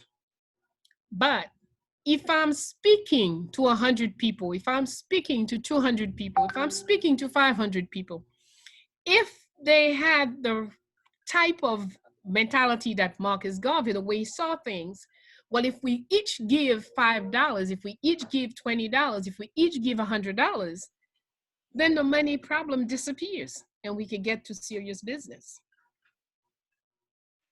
See, so each of these characters came and demonstrated a lesson and accomplished a mission. Now, how much of what they do we practice in our lives? That's the real question. Yes, we have to work within ourselves, we have to develop ourselves, but one of the easiest way to develop is when you see or read or hear as to how so-and-so did such and such, well, apply it. He already demonstrated it to you. Put it into practice. But very often, we know principles and we don't apply them. And that's what keeps us backward. So let's... Oh, sorry, Ma, did you want to finish that? No, that's it. Let's practice what we learn. Yes. Go ahead. All right, last two questions. Next one is Clifford. L. Clifford, you could go ahead, unmute yourself. Good afternoon, bonsoir, merci.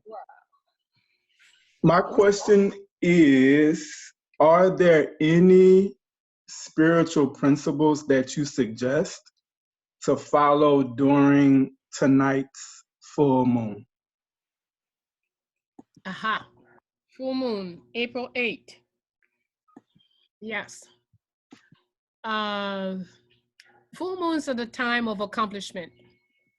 Actually, it's on the new moon, you should write down what you want and burn it on the full moon. See, again, nature shows us that actions are never spontaneous. Take your time, plan, plot, program, and then act. See, very often people will say, well, yeah, on the full moon, you could write what you want and burn it. Full moon is the time for burning it. Write it out on the new moon. Let it mature. Let the universe know about it, speak about it, put it out there. And then on the full moon, the next full moon, then you can burn it so you can receive what you want. There are many things that can be done. Every phases of the moon have different things, but then today, right now, would not be the time for us to go into the details on that. But prepare for the next moon. Can I ask a question? Oh. Fantastic. Okay, hold on one second. Melissa is next. Melissa, you could go ahead, unmute yourself, ask a question, please. Hello, peace and blessings, Franz, peace and blessings, Ma Bello. I had one big question I want to ask and a small question. First off, this has all been really great, really, there's a lot of information. I'm taking it all in and learning how to ask these questions, because it's true what you say. A lot of this, it's like you have the questions, but you really don't know how to come forth in saying it. So first, I wanted to know the difference between the Orishas and the Loas, and if they're interconnected in some way. It's the same principle. Both are principles. Both okay? are principles. Now, each people, we all come from Africa. Many of us were into some form of Ifa. Then as we crossed the ocean, those of us who stayed in Haiti developed what we call voodoo and named the principles Loa. Those of us who went to Cuba developed their voodoo and called it Santeria and called the principles Orishas. Those who went to Brazil did the same thing. So it's just a question of language as to what we call the principles. But all these principles live in us, and there isn't, as far as I know, we will not find an Orisha who does not have a Loa counterpart. Okay. All right. And so the names are kind of the same. Are there different names as far as the Loas, as far as the principle of the Loas go? Well, the names will be different according to Like the language that is used in that country. Like say with Oshun. So the Loa of, like, I know the Orisha is Oshun, but with the Loa, how would that interchange? Okay. Or is it Oshun is the divinity of the river, of sweet water, right? So in Haiti, the divinity of the river is La Sirène. La Sirène. Yes, or La Baleine. Or La Baleine. That's the spirit of sweet water, and yes, even though La Sirène does both salt water and sweet water, but La Baleine is in salt. Oh, okay. All right. And then one more thing, as far as going back a little bit to the chart, you were talking about the reaction stage. Now, should that come little by little, like as you're on your path, gradually, or because sometimes you want to react, but there are multiple ways you can react, and sometimes you feel like you're being pulled to react one way that goes more with your heart, with what you feel, or should you go more with you gotta, I know you still got to think logical as far as, okay, well, in order to do that, I need to have certain things in order. So as far as the reaction stage, how should we kind of navigate that? Ideally, you want to very rarely react. You want to be in control. So you want to always be acting. You want to plan, plot, program. Let me give an example. Very often between men and women, there is, okay, you living together or married, whatever. And it's your first anniversary, second anniversary, whatever. The woman for 3 months, she's been planning and plotting what she's going to do for the first anniversary of their marriage. The man doesn't remember what date they were married. And on that anniversary, there might be, or maybe he just met a woman or something at work or whatever, any reason that to the woman makes no sense. But to the man, it's just life as usual. Okay, let's say it is another woman. So he's been after this woman, and finally today she says, all right, if you really want me, tonight, no other day. He felt he has no choice. So he's gonna go with this woman to the movie or whatever. But the wife has prepared for 3 months, the dinner, the this, the that, etc., etc. So he comes home to change. And the wife is furious. Where you going? This is our anniversary, blah, blah, blah. He says, but you know it's important, da, da, da, da, da, da. She says, well, at least you have to taste the food. He tastes, he says, oh, the food is too salty. That is burned. This is, nothing is good. Reaction. You get angry and throw all the food away. You stupid. The food has nothing. The food is fine. The man has a problem. So if you were someone who were not into reacting, you would have analyzed this guy. See how, he walked in, went to shower right away, put plenty of perfume, his best shirt. Aha, he's got something going. Well then, darling, you're right. This food is really too salty. Let me put it in the fridge. This thing is burnt. Let me put that in the fridge too.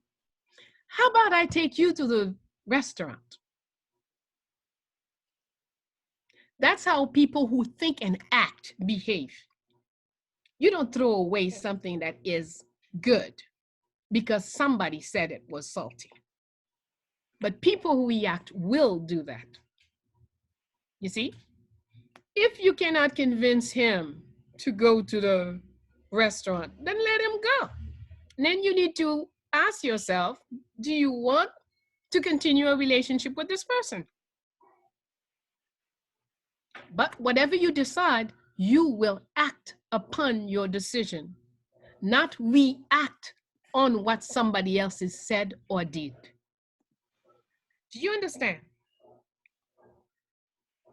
Reaction, you have no control when you're reacting. And if you want to be a master of yourself, you must always decide with full control of yourself. Ooh, that was good. That was good, Ma. I think a lot of people needed that. So, okay. I think that is it for today's session. So thank you so much, Ma. That was unbelievable. That was an unbelievable, great, much needed session. We went over a lot of different things today, and we have a lot more to go. So hopefully everyone that was here for today's session, which was part 1, hopefully you join us again next week, same day, same time for part 2. Part 2, we're going to focus on courageously assume your weaknesses and gain the power to change. So that's going to be another great session by Professor Bayyinah Bello. So make sure you tune in. It'll be the same channel, the same password. Zoom has been going through a lot of things this week. So before, there were no passwords required, but now there's a password that's required for every session. So I'll be sending those out prior to the next session, probably like a couple of hours before, so that everyone has the information so that they can log on. And also, what else?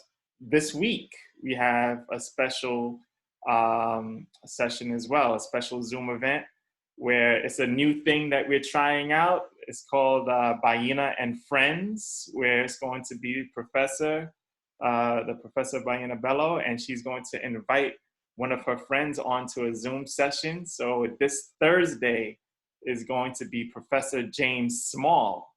So that's going to be amazing. I mean, if you don't know about Professor James Small, very great scholar. You know, he's been in the fight for a long, long time.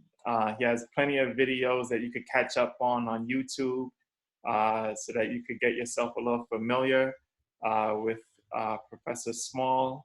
And he and Bayyinah have done things together in the past, so this is going to be a great session. So make sure it has this is a separate event, so make sure you take a look at the Eventbrite links. I may have sent it out to a few people, I'm not sure, but it's on Eventbrite. You have to register for that one in order to get the meeting ID and password. It's going to be separate from the Know Yourself program. All right, and yeah, I think that's it. So any parting words for us, Ma, before you head off? All right, all I'll say is, please try 1 or 2 things that you've learned today. Try to apply it. Having the information is nothing. Until you make it, turn it into knowledge, then it will become power. And when you practice it, that's when you become powerful. Take good care of your divine self. Don't allow people's fear to deter you from your road. Stay well until next time we see. Absolutely. Thank you so much. And everyone, I'm going to thank you, Ma. Thank you so much for your time. And I'll give you a call in a little bit. So, but I'm just going to keep this Zoom session going. I'm trying to find the link to the Professor Small event so that people here can get an opportunity to register for that. Let's see. Here it is. Thank you everyone for logging on today. I appreciate the turnout. Thank you very much. Yes. This was great. Phenomenal. Thank you. Thank you. Merci Ampil. Thank you. Thank you, Professor. Thank you, Asante. Thank you. This was awesome. Thank you very much. Take good care. Thank you very much. This was much needed. Thank you. I'm still ecstatic about this all coming together. Can't wait for the next one. Yes, and everyone, I just posted the link to register for the Professor Small event on Thursday, this Thursday at 1 p.m. on Zoom. I just posted the Eventbrite link in the chat room. So you could click that link and it'll take you straight to the registration page. And then you'll receive the meeting ID and password in order to get logged in. So again, thank you everyone. Thank you, Ma, again. And will the recording be available online? Yes. All right, everyone. Thanks again. So I'm going to go ahead and end the session, and I'll see you everyone next week. All right. Thanks, Ron. All right. Good night, y'all. You. Bye-bye. Peace.